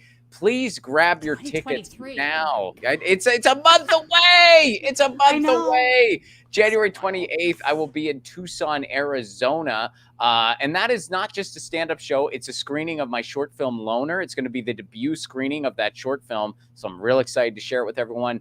Get tickets now. Use the promo code Lucy at checkout for discounted tickets. That's a limited time only. So get them now. Makes a great holiday gift. That's January 28th in Tucson, Arizona. February 10th, first of 3 shows at the Glendale Room in Los Angeles. February 10th is the first show. April 14th is the second. May 12th is the third. And February 17th, 18th, I'll be in San Diego. And I'll be announcing more tour dates very, very soon. RonPlacone.com for all information and tour dates. And let's get to the super chat, shall we? Get to the super chat, yes. Benicia David, hope all is well in the UK. Hope to see you when I'm out there next year, and hope you are well. Thank you very much for your super chat contribution. Nice. Humorous. this is very, very generous. Thank you so very much. And you say, this is for Sumu and Ariana. I am not condescending. Okay. I think this is about something that likely went on in the chat here. I am also homeless. My kindness allows me access that normal homeless people would not have. I help people. That's why my karma is great. I try to make people understand their misunderstood guidance from the people they listen to. That's all I do, my friends. Well, Humorous, thank you so much for your very, very generous contribution. You help keep the show on the air. You do. And, I hope that everybody in the chat is getting along and treating each other with respect and hearing each other out. And it's okay to have discussions and it's okay to disagree. But, let's kind of, let's make sure we're always trying to be cool to each other. That's all I'm saying. Don't really know the details of all the things listed there in that comment, in that super chat, but I hope everyone is being happy and healthy and well with each other, right? I mean, that's fair. No, it's more than fair. I'm curious to know what happened now. Well, I hope everyone's okay and Humorous and also, and everyone. Yeah. I didn't know Humorous was homeless. I didn't we know should that be either. helping you, not you helping us. That's the only thought I'm having right now. Yeah. Well. Your generosity is so amazing. It's really I'm amazing. Speechless. And hopefully, yeah. So that's really cool. And yeah, hope you are well. Despos Fleisch. So next one. We once had an anti-Semitic with mental issues as head of state. It didn't turn out well. Yeah, exactly. Yeah. Tony Dallas, what's up? Hitler fandom is a type of obsession with power. Yeah. Interesting. I agree with that. Yeah, no, that makes sense. Sometimes it doesn't even matter whether it is for good or ill. Power is seductive for powerless people. I think that's absolutely fair. Tony, yeah. I mean, there's a whole area of pornography that is dealing with like Hitler fetishes. Like, I mean, it is definitely something that exists out there. Was that a bridge too far? Oh God. I mean, it's just something I didn't need to, no one needed to know that. Like, why do you know that? Do you not want to answer that? Do you not want to? No, I mean, I'm looking into researching stuff for stories I'm writing, and you stumble into these things. You're just like, really, this is a thing? Who knew? But I mean, I think it is driven by power. I don't know how one stumbles onto Hitler porn, but perhaps you can explain it to me. I will explain it when this piece that I'm writing comes out. I can't really say. Fair. All right, fair. So there's something. I'm realizing I'm digging myself in. No, honestly, or you're setting up like quite an interesting teaser. Like just so you know, Tina has a piece dropping. We can't tell you exactly what it's about, but we can tell you that when she was researching this, she stumbled across Hitler porn. And it was apparently a very organic stumbling on her part. So I still have no idea what the topic's going to be, and I don't know if you guys have any guesses. But I mean, I'm for sure curious to read it. Who wouldn't be? We're way over today, by the way. Chris Garrett, thank you so much. I just found out that one of our top supporters, Humorous, is actually homeless. His generosity is so amazing. I am honestly humbled. Thank you so much for that, Chris. And yeah, Humorous, thank you so much for everything. You are incredibly supportive of this show, and it is so incredibly appreciated. And we just hope that obviously we hope that nobody is ever, giving something that they can't, obviously, I mean, that's something that nobody wants, but thank you for your incredible generosity. And you also say, they always agree. They are my friends, just like you. They all care for me the same way I care for them. Good. Yeah, glad to hear it. I think we got it. I think that, so thank you again, Venetia David. Thank you again for Humorous. Thank you, Despos Fleisch. Thank you, Tony Dallas. Thank you, Chris Garrett. Thank you, Humorous, again. Your guys' support help keep this show on the air. We could not do this without you. And when you support Status Coup, you are supporting on-the-ground journalism. You are supporting Status Lou going to different places and covering that beat. You are supporting Tina going to different places and covering that beat, or stumbling across Hitler porn, whatever is on her agenda that day. And stick around. This will eventually make sense. I promise you. I look forward to it. So, folks, for tour dates for me, ronplacone.com, and subscribe YouTube, Ron Placone, and Tina's porn piece is going to be coming out. Do you have a timeline on when this is going to drop? No. Yeah, soon. I'm writing. All right. All right. Well, I hope your writing doesn't lead you to further Hitler porn. But yeah, I know, right? But if it does, I hope you clear those cookies quick. But happy writing. Yeah. Oh boy. Let me just say that there are some very dark corners of the internet. Oh, you don't say. Well, right up. Well, I look forward. Whatever this is, I think it's going to be very, very interesting. All right. All right. On that note, please stick around and enjoy the interview with Greg Palast. I'm Tina-Desiree Berg, and this week on Right Wing Insanity Report, I have a very special guest, Greg Palast, who is an investigative journalist that specializes in covering issues of voter suppression and election fraud. He has a new documentary out called Vigilante, produced by Martin Sheen, who I'm a huge fan of, by the way. He's a great union guy. And it really uncovers a lot of the right-wing extremists getting involved in voter suppression in the South, in Georgia, from True the Vote to Brian Kemp and others.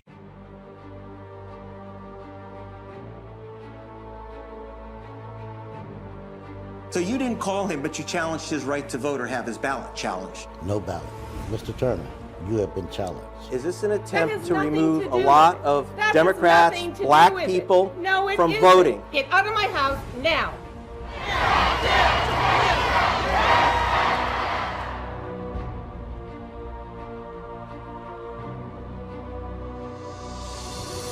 Voter fraud.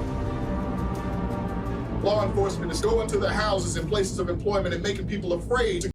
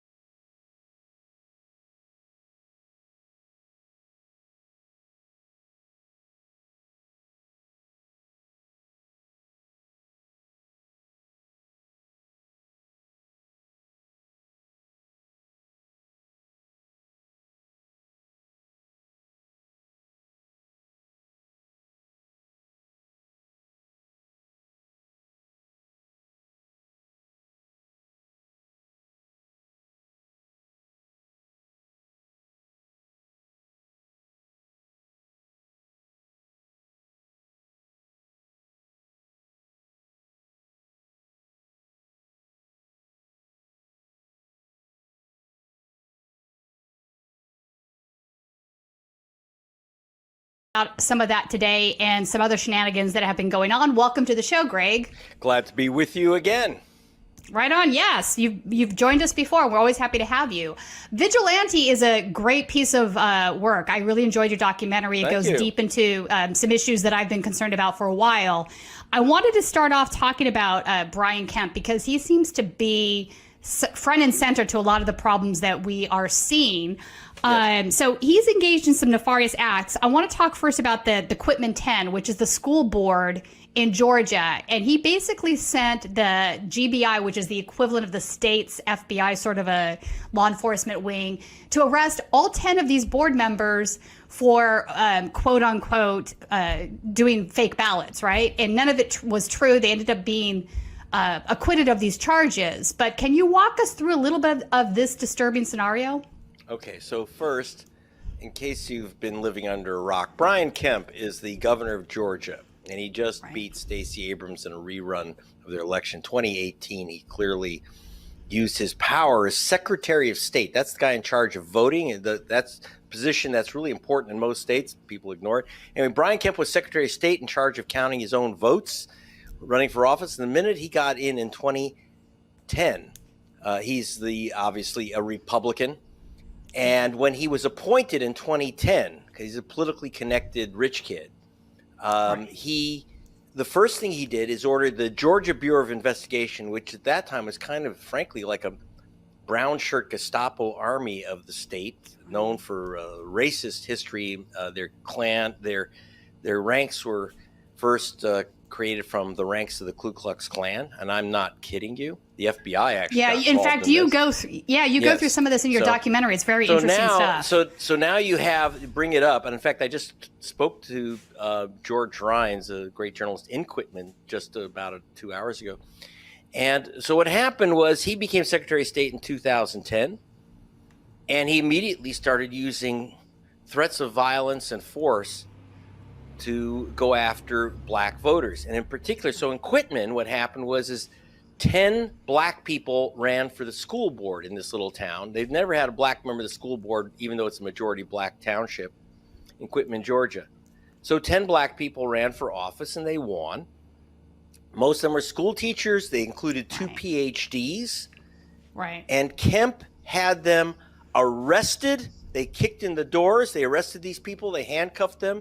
They paraded them in orange suits. And he had them charged with the felony crime of vote tampering. Wow. He said that they were stuffing that someone saw them stuff ballots into a drop box. Okay, now this is the same thing that Trump has been talking about.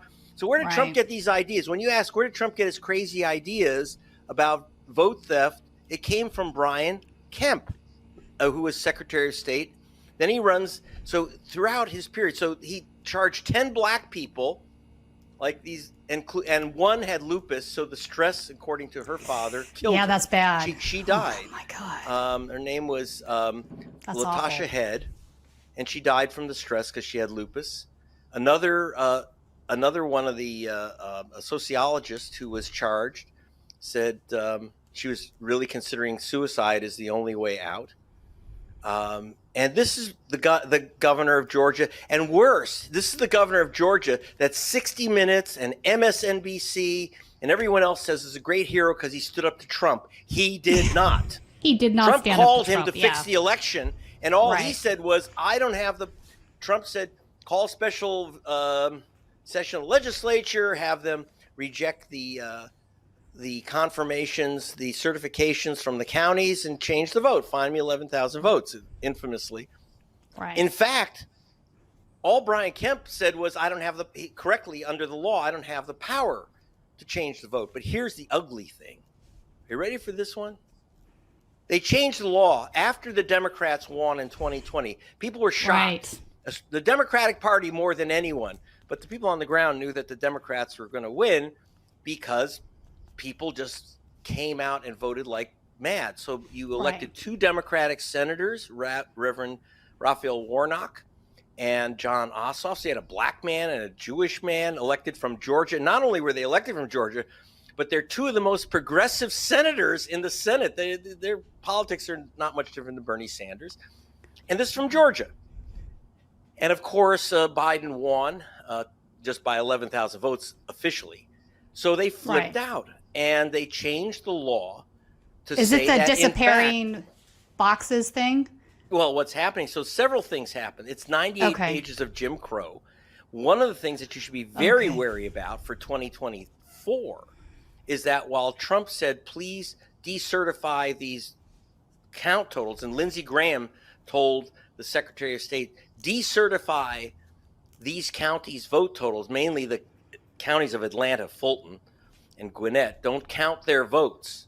Don't certify their votes, in which case Trump would have won the state. Right. Well, guess what? Under the new law, the governor can do that. He now has a new panel, which allows him to reject the certifications by counties. If they don't do what he wants, he can fire and replace any members of the county boards which certify their elections. And by the way, it's not theoretical. Right.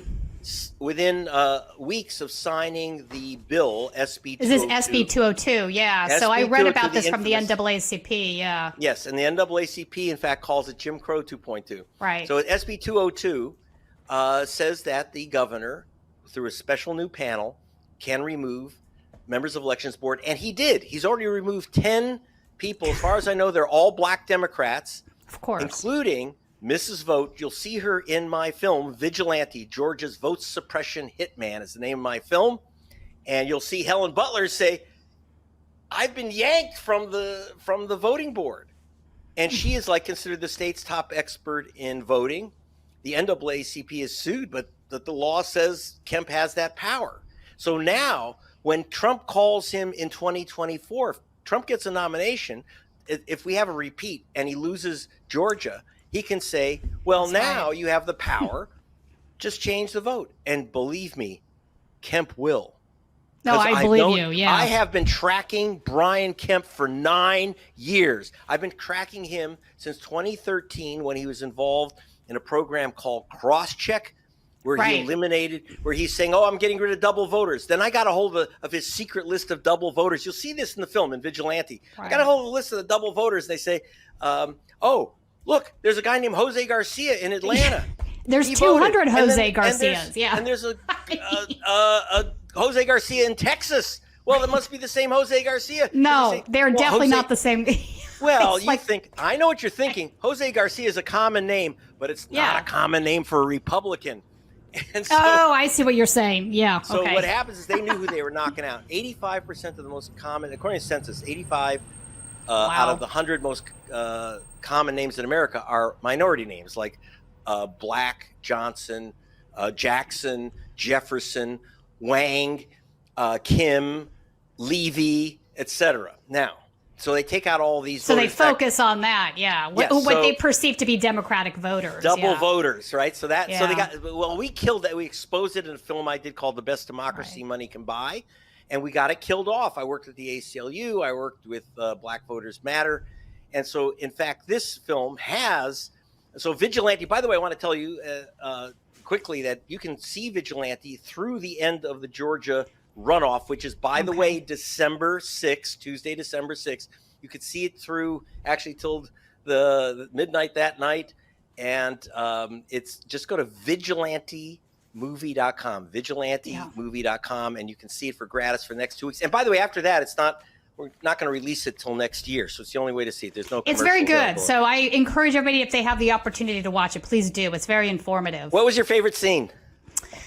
Really, the Garcia one where there's 211 guys purged off, because this is like a really common name. That's like in California, there's probably 5,000 guys with that same name. I can tell you that right now. There are 832,000. Okay, there you go. In America. Yeah. So what bothered me, Greg, too, is they could have gone that extra step to look at, middle initials, middle names, addresses, and known right away that. No. But then you'd leave Jose Garcia's on the list. voter list.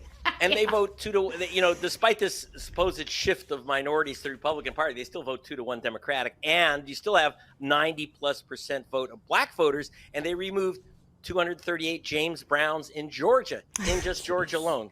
So James Brown, and what color is James Brown? I don't know. Mama's More than got likely that he's bag. not white. Yeah. Yeah. So, wow.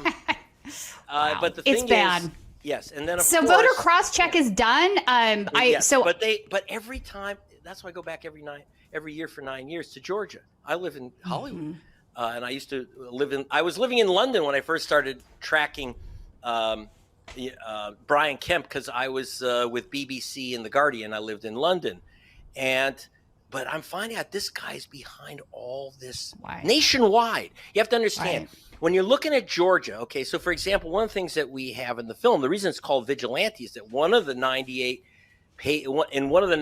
pages of Jim Crow trickery in SB 202 in Georgia is something called, which is known as a vigilante vote challenge. That is right. No, let's talk about this. This is crazy. Yeah. This is absolutely crazy.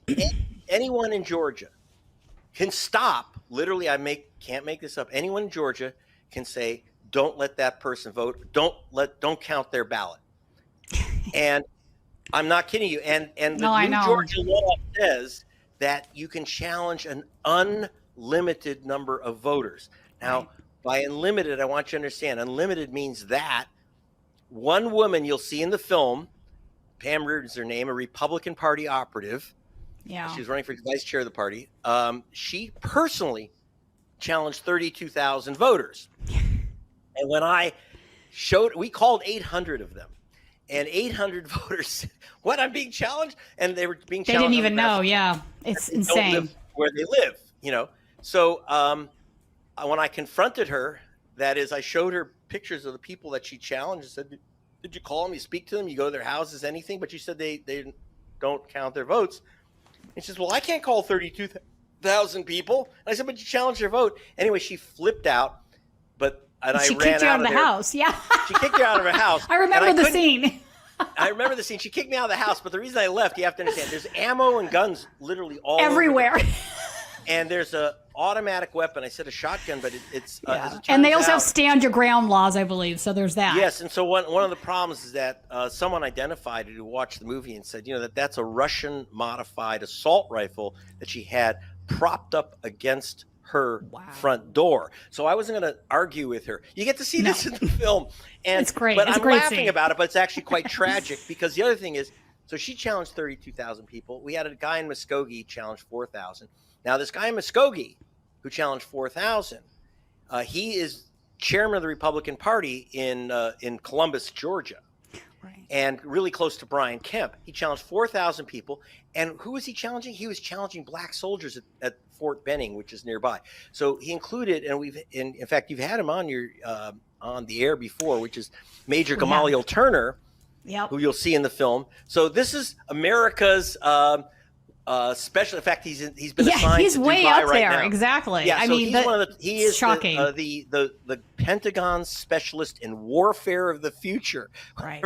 It sounds very Star Wars, but it's actually when I was there, he was working on an anti-tank weapon for Ukraine, which was in his living room. I took a picture. He says, "Please don't show that picture that I'm taking home anti-tank rocket launchers in my dining room."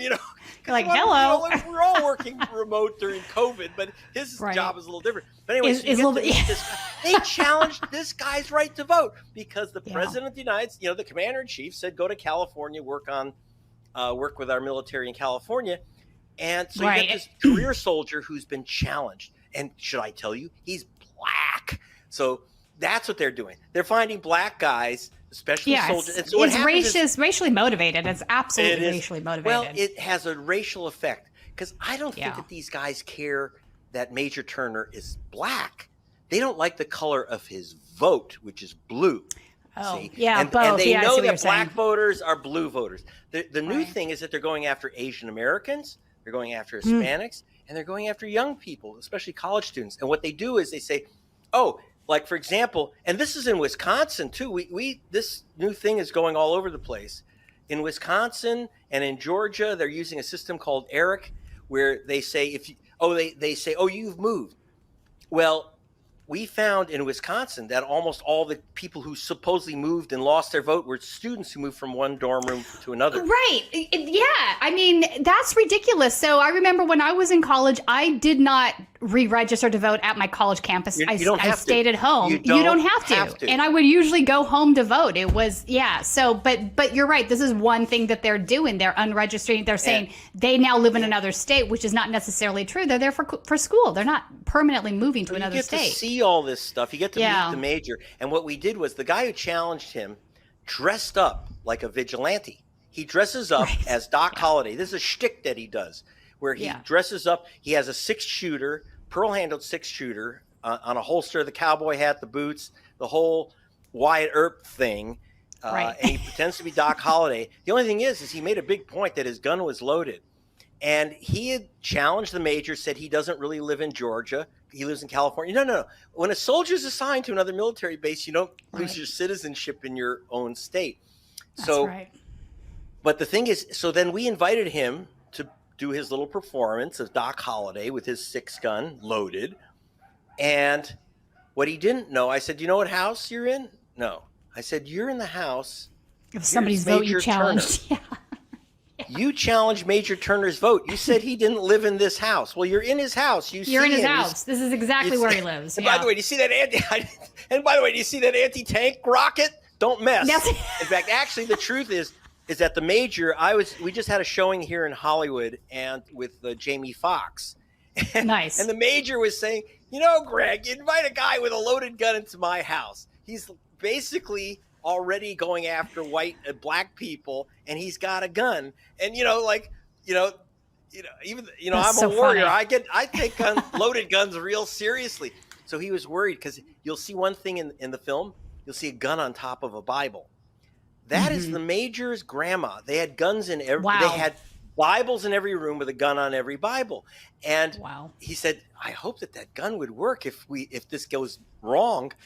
This goes sideways. But I will say that the vigilante, he refused to apologize. That all the he refused, He said, just apologize that you didn't know what you were doing. He said, well, I can't apologize. I'm sorry you had a hassle. He's in California. He's got to fly home to vote now because you challenged his vote for no good reason. He had to fly home to vote. And then he hired lawyers from Washington, D.C. to go to Georgia to federal court. That's a hell of a poll tax, don't you think? It's a huge one. It's a huge one. And I want to ask you this, Greg, because the two vigilantes that you have, so one of them chased you out of the house with a gun. The other one is refusing to apologize. They were responsible for purging, 36,000 votes off of the voter rolls. And they're just one or two vigilantes out of multiple. So this has happened. We had 88 vigilantes who challenged a total of 149,000 people this year. And 149,000. And by the way, this has gotten zero public coverage, attention.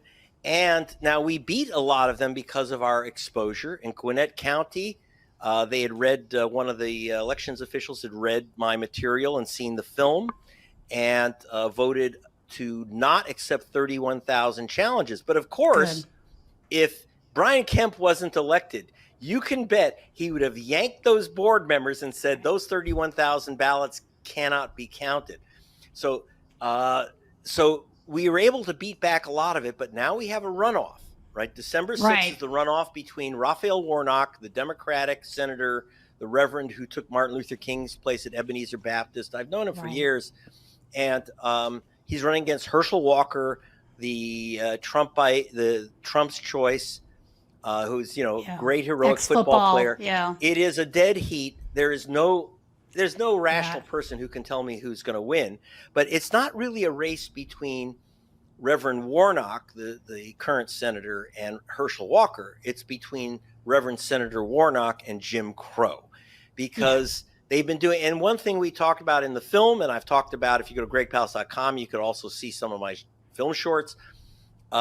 That they have closed off, despite the national press BS that there was a record turnout in early voting in Georgia. This is proof that there's no Jim Crow. Well, they left out early voting includes mail-in voting, and they left that out of the calculation.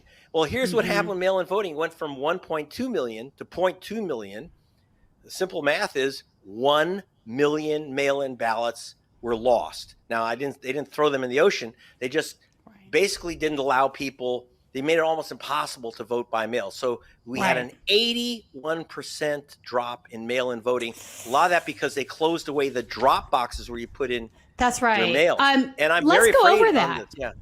No, let's go over some of the data in SB 202 that you're talking about, because it is really important. So correct me if I'm wrong on this. So one drop box per 100,000 people is the new metric. They have to be inside government buildings, and they're only open during early voting hours. And they also eliminated 102 drop boxes. So they really went after that vote. The point of this was basically to make it easier for people to experience democracy, to participate in our democracy. Here's why they've really removed that. Poor people don't always have the ability to get to certain locations and vote within certain timelines, especially if they're working, a job where they can't take leave or something. So this is really going to hinder folks. It's very big for people who are working 2 jobs, working late shifts, all that stuff, and they go out and they vote. But what happened is, the reason that they eliminated the drop boxes is they claim it is to stop voter fraud, but literally that Georgia Bureau of Investigation literally went through 78,000 drop box ballots in Fulton County and did not find a single, not one fraudulent ballot where it was not the voter who dropped in the ballot. And remember, they have cameras on these things, so they know who's dropping in the ballot. And by the way, your ballot is not secret because your name's on it. Yeah, you have to sign it, and the signature has to be verified. There's a whole procedure put in place for this, by the way, every seems to get ignored by these folks. Every absentee ballot has a QR code on it that's unique and a barcode unique. So by the way, that means that they know exactly who voted on what. And here's what they didn't like. We have the actual totals of each candidate from Dropbox ballots and mail-in ballots. 2 years ago, Reverend Warnock beat his Republican opponent by over 2 to 1 in mail-in ballots. And Dropbox ballots, it was like 3-4 to 1. So basically the mail-in vote, the Dropbox ballot vote, is 2 to 1 or more Democratic. So they said, well, if we can't win over these voters, why don't we just stop them from voting? No drop boxes, no mail. And here's the thing. They took they're brilliant. Brian Kemp is brilliant. He took the runoff. Remember, they lost the runoff at the beginning of 2021. January 5, 2021, you had 2 Democrats win. And but they had 60 days between the general election and the runoff. Now, they cut that to 28. Why 28? Why not 29 or 30? Well, first of all, because you need 30, because the registration cutoff is 30 days before an election. So if you have the election in 28 days, you can't register people like that. And second, so they can't do same day registration. I see what you're saying. And it's so close. It's so close to the runoff that you have no time to ask for a ballot, get it back. In Georgia, unlike California and other states where it has to be postmarked by election day, they say it has to be received by election day. So the only way to do that, you don't have time to ask for it. First of all, you have to ask for the ballot. You have to get it back in time, mail it in, and hope it gets counted in time. The only way to really make sure an absentee ballot gets counted in time is to put it in a drop box. But once again, because it's so crushed, they only will have, instead of the usual 3 weeks of early voting, they will only have 5 to 7 days. That's it. And so they know that 70%, and I want to repeat that, 70% of Black people vote early by mail or in-person early voting, usually on Souls to the Polls Day. They also eliminated the Souls to the Polls Day. They said no voting on the weekend prior to the election. There was no time to print the ballots right after the election.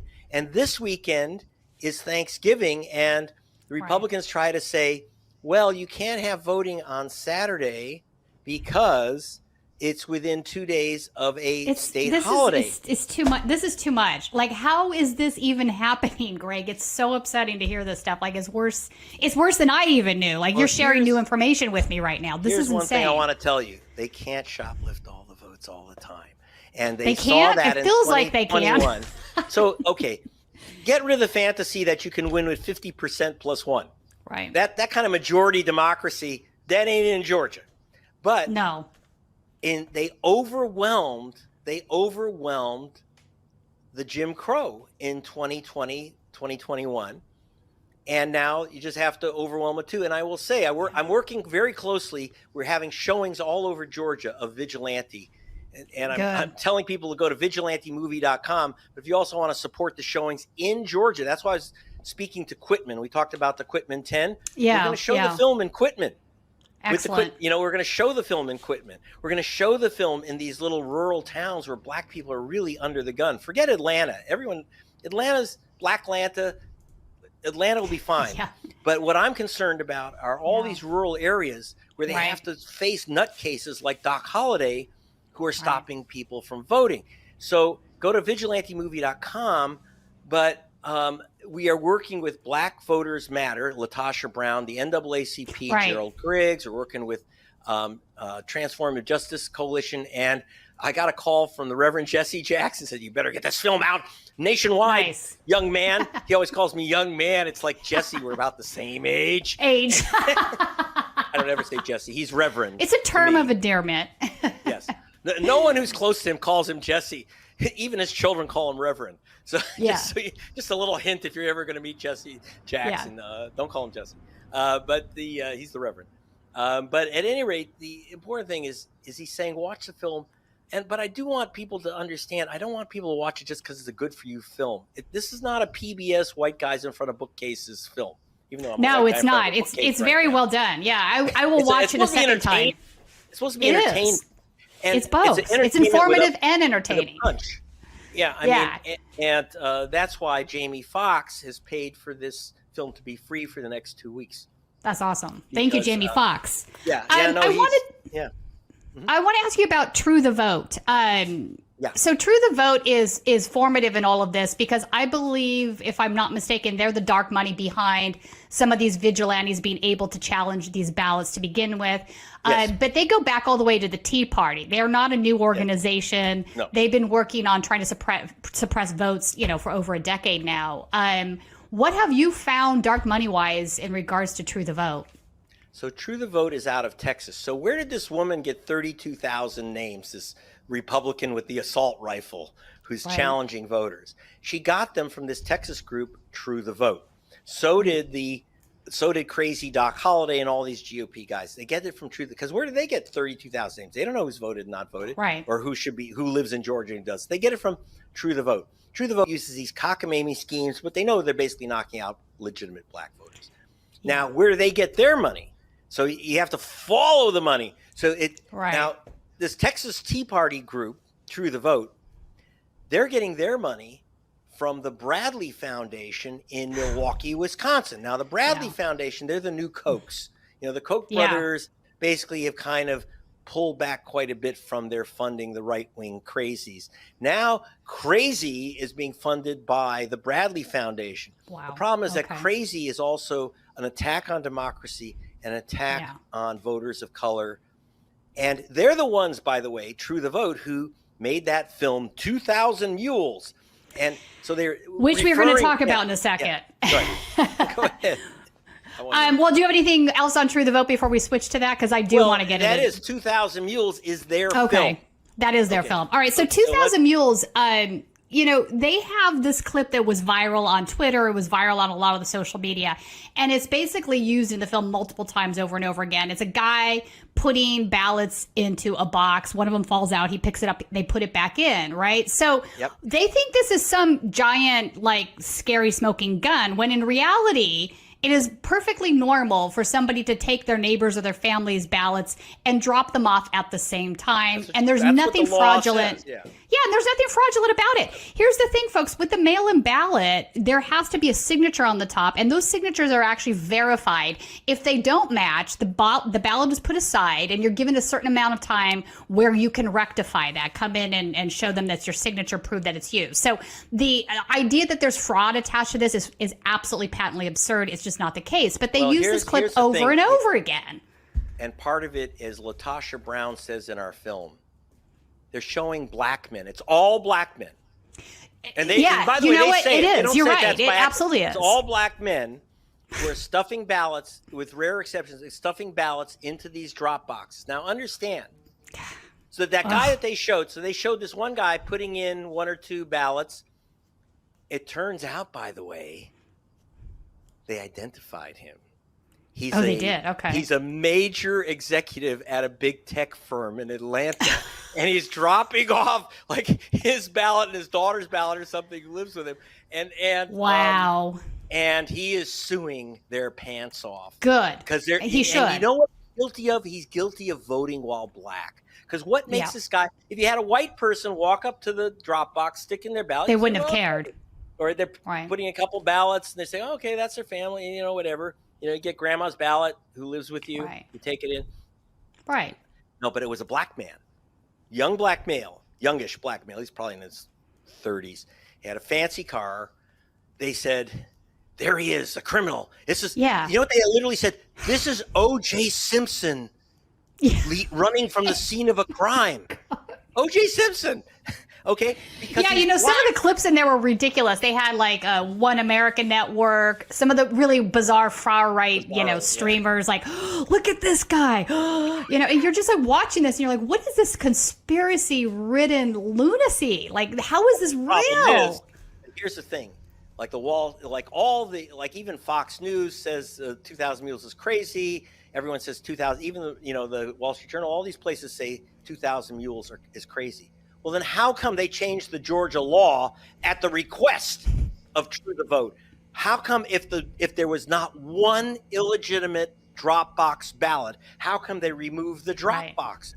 And keep in mind, because they want to maintain power by voter suppression. It's really obvious that's the goal. And the other thing is that's why we also in Vigilante, again, the full title is Vigilante, Georgia's Vote Suppression Hitman. But I want to tell you, don't think of it as a Georgia film because these tricks are coming to a state near you. In fact, at the beginning of the film, you have Martin Sheen explaining that. He says, look, the movie's coming to a state near you, and so is this vote suppression trickery. So SB 202 is the national pattern because my investigations over the years, whether it's for Rolling Stone or BBC, Guardian, I do, Al Jazeera, what I found is that they test drive their Jim Crow tricks in Georgia, and then they take them nationwide because they have this guy, Brian Kemp, who's willing to do anything to stop black people and young people from voting. And it makes me ill that he's being played as some type of hero when in all the years of my work on vote suppression, he is the most vicious, worst vote suppressor in the United States in the 20 years I've been investigating vote suppression. Now, 100% he is. So the Bradley Foundation, this is out of Ohio, if I'm not mistaken. I'm pulling that. Wisconsin. Okay. So they're out of Wisconsin. I know with Voter Crosscheck, it was like 28 states that were involved using that software. It started in Kansas, but it spread out. Yes. And obviously with True the Vote being based in Texas, they've got dark money coming in from Wisconsin. They're working obviously in Georgia. But my understanding is those vigilante voter rolls, whatever you want to call them, have also been used in other states, not just in Georgia. Yeah, so far it's already spread.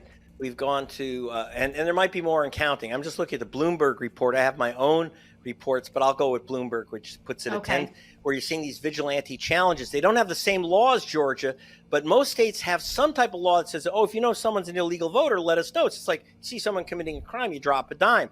But they're not saying, oh, Joe Black is an illegal voter. They're providing computerized lists, spreadsheets with thousands and thousands of names of people they say don't live where they live. It's not true. A student has gone home for the summer. Someone's in the hospital, or like in the case of Major Turner, he's in the military. He gets assigned to another base. Right. So what's happened is, yes, it's gone to Arizona, Florida, Wisconsin, Michigan, Illinois, Iowa, Ohio. I can't think of right offhand where else it's erupting, but it's erupting all over. It's very dangerous stuff. Don't forget that this vigilante challenge business was originally created by the Ku Klux Klan in Georgia. Again, it started in Georgia. In 1946, Eugene Talmadge ran for governor of Georgia against an incumbent. And the way he won was he activated the Ku Klux Klan to challenge every single black voter. In some counties, there were no black voters left. So they did this mass challenge of black voters using this vigilante law, which Brian Kemp is now using. So Brian Kemp won. So this law isn't new. So this has been on the books there for decades then. SB 202, SB 202 is new. That was only signed by Brian Kemp but the vigilante last year. part, okay. So what happened was, here's what they did. they took the white sheets from the Ku Klux Klan and they turned them into spreadsheets. So the Ku Klux Klan guys were each filling out a single sheet of paper. Don't allow Joe Black to vote. Don't allow Joe Johnson to vote. Don't allow Mary Johnson to vote. Now they hand in, under SB 202, they can hand in spreadsheets with lists of names. This woman wouldn't even print because it's too many names for her to print out. She said it was too expensive. It would have cost her, $500 at Kinko's. So she handed in a thumb drive with the names. She handed in a thumb drive and stopped 32,000 people. And she wasn't even ashamed or embarrassed by it. No, I mean, she thought that she was very heroic, but she didn't do anything. But she knew what she was doing. She knew what she was doing. I mean, it really pisses me off, Greg, because this is the same group of people that think they're patriots, right? They're suppressing the votes of other Americans, which is an affront to democracy. But at the same time, they think they're being a patriot. And they know full well that these voters are legal to vote. They don't care. Well, I think that they don't care. But see, here's the thing. When they're confronted with people like Major Turner, say, you would challenge this man's vote. Yeah. And I show Pam Reardon, this woman, by the way, her name was Tamara Horn, who only lived a couple miles away, a black woman. And I said, you've challenged your neighbor, Tamara Horn. Do you know her? No, I don't know her. It's like, but you challenge your right to vote. You challenge me. So when they meet them, they feel a bit ashamed. Now, I have to say, you'll see on the film that Doc Holliday, he didn't shoot. He did pull out a 6-gun, but not to shoot, just to show it to us. It was kind of, but he's this old guy with this gun. And I was thinking, this doesn't look good. And, but he just said, well, I don't know. He said, I don't know the procedure. Well, what, you're stopping people from voting and you don't. And you don't even know? You didn't bother to find out? Yeah. And so they didn't. So they knew. All they knew is that this right-wing group was handing them lists of names. They were stopping voters from voting, and they'll even say, "Well, the state screwed up. They should have checked. They should have known we didn't have any idea who these people are." Well, excuse me. That's not how it works. The law specifically, by the way, the law does say you actually have to have knowledge. Reason. That Just someone reason. that someone put in a temporary change of address card because they went home for summer break. Is not. So this is the games that are being played. It's ugly. It's Jim Crow, and the national press. Are there repercussions? Are there repercussions for them if they do file these challenges and it turns out they didn't do their due diligence? There should be. Now, there should be, but is there? Here's the thing: is that right now there is, and I hope that this expands, one lawsuit. Good. Major Gamaliel Turner's lawyers are suing for taking away his civil rights and maybe defamation. But it's very difficult to do. Only one state, actually, believe it or not, only Florida is the only state I know of that says if you make a false claim, against another voter. Well, remember, it was a Democratic. Florida was Democratic-controlled state for a very long time. That's true. And so on their books is still the law that says if you make a false accusation against another voter, that you could pay a heavy fine. Whereas there's no other state. It's a free shot. Oh, I was wrong. They're just a bunch of black people, soldiers assigned to Texas. We found another soldier who was challenged by the GOP that is at Fort Hood. And you know what the evidence, by the way, in that case, you know what evidence they used? They didn't use a change of address form. Instead, they found that he had a girlfriend while he was stationed at Fort Hood in Texas, this Georgian. He got a local girlfriend, and they made a big point, a Hispanic girlfriend, and she posted pictures of them going out. You're kidding me. In Texas while he was at the military base. And that was their proof. They said that's proof. He's got a Hispanic girlfriend in Texas. He's not a Georgia citizen. He can't vote. I can't make, by the way, I can't make this up. This is true. This is absolutely No, I mean, I believe it's true. I mean, all the wild things out there, Let me ask you this, Greg. What role do you think, conspiracy groups, right-wing conspiracy groups such as QAnon play? What is their role in all of this? Is it just simply to rile up the base and spread, conspiracy theories like 2,000 Mules, or is there more involvement there? Well, I mean, actually, I would ask you and hope that you'll have a chance to invite on the specialist on the Palast. This is Greg Palast. I have a whole team. I'm the guy in the hat of the camera, but we have a whole team of investigators and operators. Okay. And we have one guy, Zach D. Roberts, a famed. Oh, yes, Zach. photographer. Yes. I would love to have Zach on. Zach's And great. he is a specialist at infiltrating. If you look at Zach on camera, Okay. you see he looks like a skinhead white nationalist. Yeah. It's wonderful. So he goes, he looks the part. So he goes He looks the undercover. part, and they haven't been. They don't know him yet. Yeah. The minute they so figure out who he is, he's burnt. When they but, yeah, I find gotcha. him, he's been in trouble, but he's been beaten pretty well, including by the cops. But Zach can tell you that these ultra-right groups, and it's not just, QAnon, there's the Boogaloo Boys, there's all these groups. It's all these groups. The militias, they're standing guard at polls. They're armed, they're dangerous. Yeah. And the problem is that they are just the enforcement intimidation arm of the center of the Republican Party. And I'm not being partisan about this. Brian Kemp is considered a moderate. The Wall Street Journal yesterday editorialized that Brian Kemp should be the Republican Party nominee in 2024. That wouldn't surprise me, because he's played by the national press as this great moderate. He's the anti-Trump. He's not the anti-Trump. He is absolutely Trump not the like anti-Trump. him. Yeah, but that's ridiculous. he says, I like Trump. Trump doesn't like me. On terms of policies, they're exactly the same. And in terms of vicious Jim Crow attacks on the voter rolls. So on one hand, Brian Kemp said, we had no problems with our elections. Our election in Georgia was perfect. But now he has 98 pages of Jim Crow changes to the law. Yeah. And he just said the elections had no problem. Yet now he's stopping. But now I'm going to suppress the vote. Of voters. Yeah. So it's absolutely insane. Yeah. So, all right, let's talk about that enforcement intimidation aspect of this, because that can be just as detrimental as these things that we've previously discussed today. So somebody comes to vote and they see a couple of right-wing militia guys, and they have, they're armed with major weapons, they're wearing bulletproof vests, whatever else they've got on, and they're standing right in front of the ballot box. Obviously, the point here is to intimidate certain voters. Yes. Obviously this was happening in Arizona.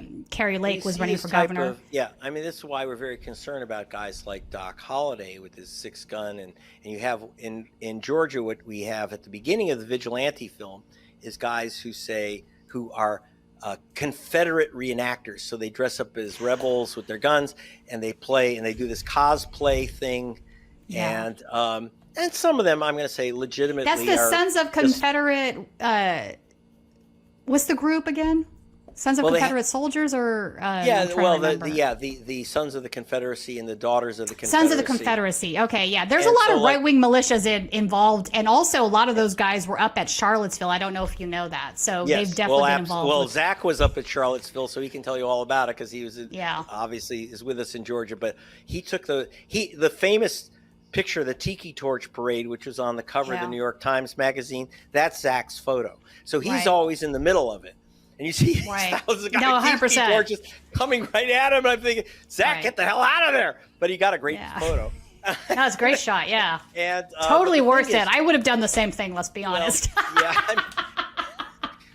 It's not. Zach and I have similar stomachs. Well, he goes for the danger. I try to go. I go after crazies, but I try to avoid the armed ones. I really do. But the so the problem is you have this intimidation, but you have to put it together with the official harassment. So, for example, you've got guys who are looking threatening. These white nationalists who are looking threatening. Okay, they're allowed to be there. Georgia's an open carry state, so they can have their guns on the outside. They can actually walk around with a rifle. Now, but what they can't, but then, okay, so someone says, all right, these guys are goofballs. But then you go and you found out you've been challenged. And you say, no, I want my ballot. And they say, well, here, fill out this provisional ballot, which they mostly toss away. He said, no, I want a real ballot. And you get in a fight with the board person who's there, and suddenly these guys with the guns, and plus, don't forget, is that the police in these rural Georgia areas are often incredibly hostile to the black voters and black officials. In fact, you'll see, by the way, one thing that we did get for the film Vigilante, you'll see we have a lot of police body camera imagery.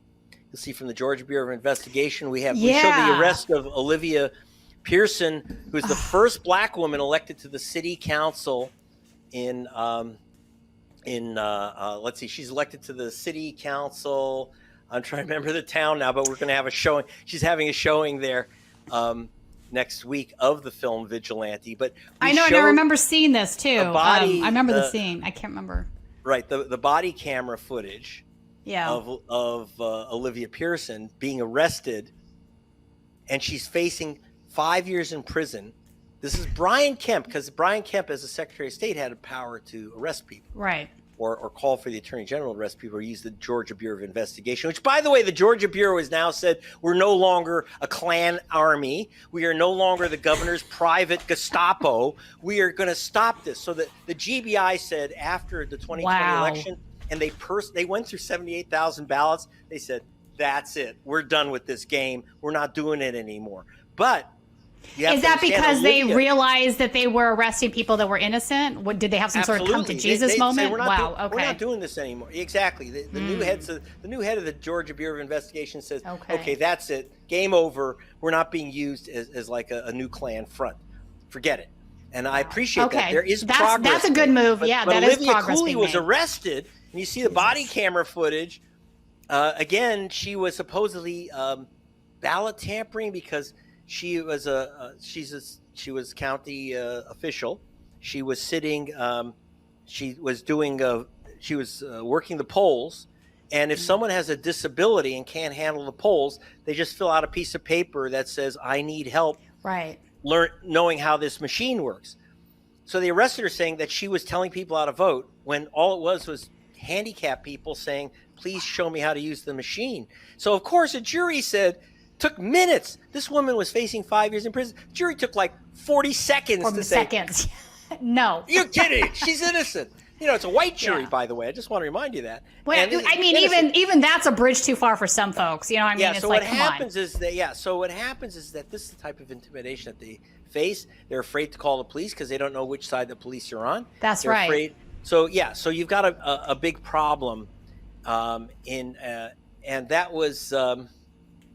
Well, it's just, Greg, it's one more way that they stop people from voting, right? So if people see her getting arrested, she did nothing wrong, clearly. In the meantime, how many people decided, you know what, I don't need to get arrested like this. I'm not even going to bother to vote. I mean, it does have a chilling effect on the democratic process. In fact, she even said, look, when she helped this young woman vote, and Olivia got arrested for helping her vote, and she's filed the affidavit saying, I asked her to help me.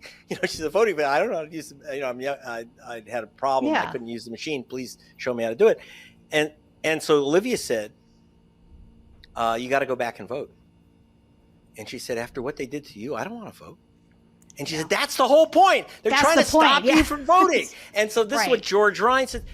I hear this over and over from like Black Voters Matter and Latasha Brown, Barbara Arnwine, the lawyers. They say, you have to understand the Black community.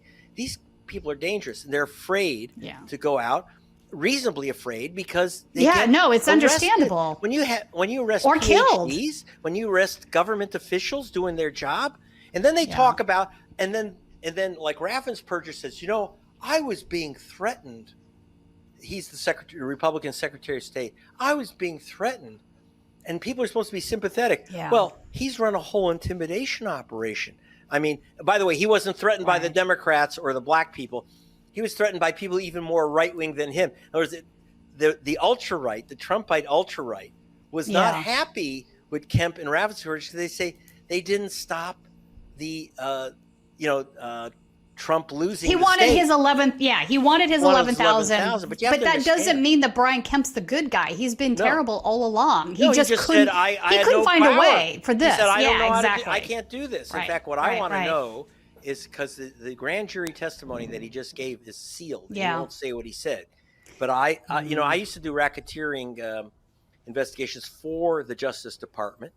And I didn't know that. Others. And for many attorneys general. I was actually, see the hat? I earned that as an actual investigator before I was an investigative reporter. So I was for 25 years. So you've got a mad skill set. Yeah. So I'm an actual, I'm a certified, literally, investigator. So, so the thing is that I do know that would almost certainly happen. And I usually don't speculate like this, but I've done this in front of juries. Say, look, what happened here? You have the president of the United States call a Secretary of State. He's not going to call a Secretary of State till after he calls the governor. He did. And I suspect that Kemp said, I can't do anything, but call that guy down the hall from me. He can do something. And then, but the guy down the hall said, yeah, no. I don't know. Remember, there were 29 phone calls. We only have a recording from one when he knew he had to protect himself. These guys are afraid of breaking rocks on a chain gang because you have a prosecutor down the street named Fani Willis, who is not under the control of the Justice Department. So she doesn't have Biden saying, ooh, this is too politically dangerous. Don't touch this. She is investigating Trump and Kemp and the rest of the vote gangsters. And she is the Fulton County prosecutor while she's using federal and Georgia law, a racketeering law that she's investigating. They're going to have a tough time. So they knew that Fani Willis was watching them like a hawk about overturning the election. And so, yes, they disqualified. You have to understand, they did disqualify thousands of ballots, but not enough to save Trump and not enough to save us, to save the Republicans running for Senate.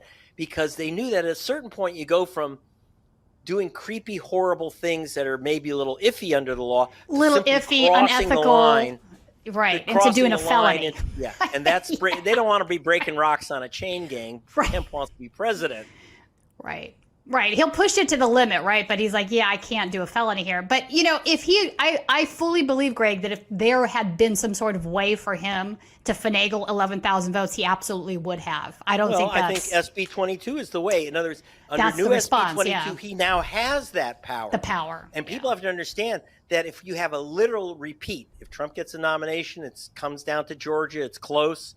This time, if he calls Kemp will say, yeah, I have the power. I'm going to decertify the results from Fulton County, Atlanta. You're president. That's what I'm worried about. No, and that's a valid reason to be worried. Greg, what other parts of Vigilante have I not brought up that you think are important? Well, there's a ton, but I think the biggest one is history.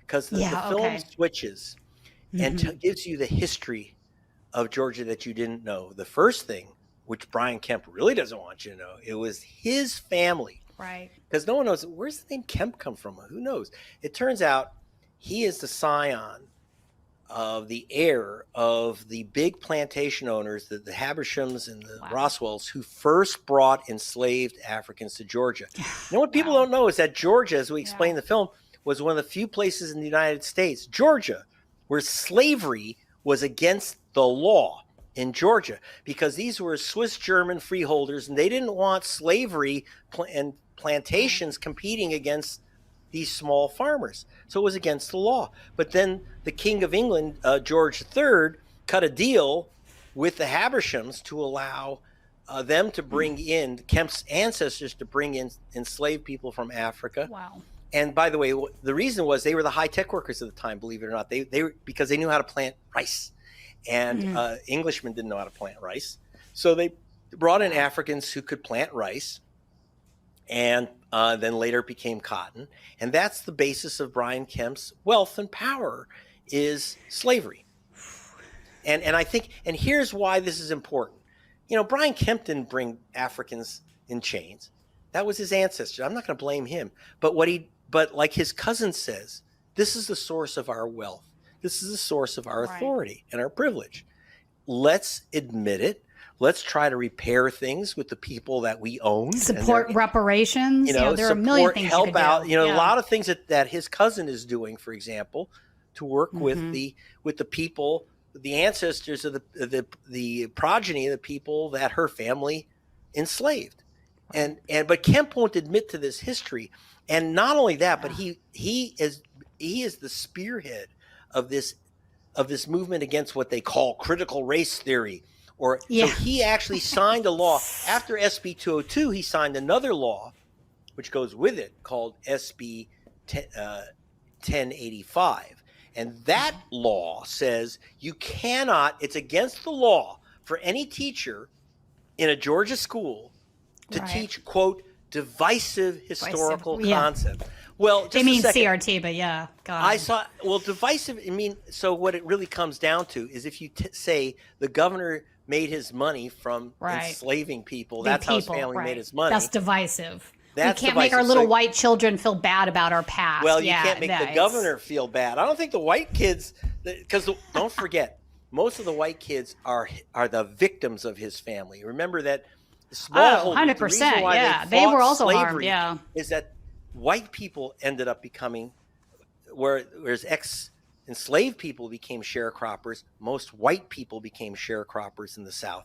White poverty in the South was Also bad. absolutely devastating, and that's because of the plantation system, which continued until basically some of it even today. Brian Kemp still owns these big properties called Plantation LLC, where but instead of picking cotton, he's turned it into giant toilet paper ranches. These plantations where they grow pine trees to turn them into toilet paper for Koch Industries, by the way, is their cousin. So you see the lockup with money. You can't get away from history, and that's also in Vigilante.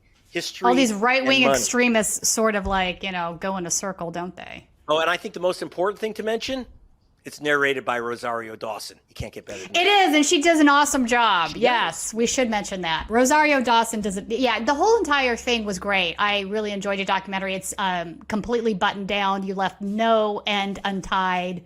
It was really well done. So congratulations on that. So if folks want to keep in touch with your work, where is the best place to do that? I don't know if Twitter's going to be around tomorrow, but... Well, how about we do something safe and go to gregpalast.com. There you go. GregPalast.com. I'm about to head off to Georgia now, and I will be reporting from there. You'll get my newest reports from there. You'll find out my films, books, etc. And if you want to see, and you can find the link there at gregpalast.com. Okay. It'll get you to vigilantemovie.com, where you can see the film Vigilante gratis for the next 2 weeks while the Georgia runoff's on. That's great. I'm going to watch it a second time since that's the case. There's probably, sometimes with these sometimes with these documentaries, you pick up stuff the second time around that you kind of like only tangentially paid attention to the first time. As long as you have a better understanding. And it is It's very entertaining. And then knowledge. Like people could, they'll laugh, you'll cry, and you can eat popcorn in between. And that's why I wanted to and get pissed. Like, it made me mad. I have to be honest with you. I was really angry after watching. Yeah. And I actually know some of this information, so it wasn't all brand new to me, and it still made me really angry. You know why? Because unlike most U.S. news reporters, I will not do a report unless I introduce you to the victims of the story, and I will not do a report unless I introduce you to the perpetrators of these crimes. So I take a long time to do these films. That's why I have my own independent foundation to fund it. So go to vigilantemovie.com or to gregpalast.com, either place. You can get the film for free and pass the link around while it's free for 2 weeks. Excellent. All right, Greg, thank you so much for joining us this week on Right Wing Insanity Report. We appreciate your time. Okay, stay sane and stay safe.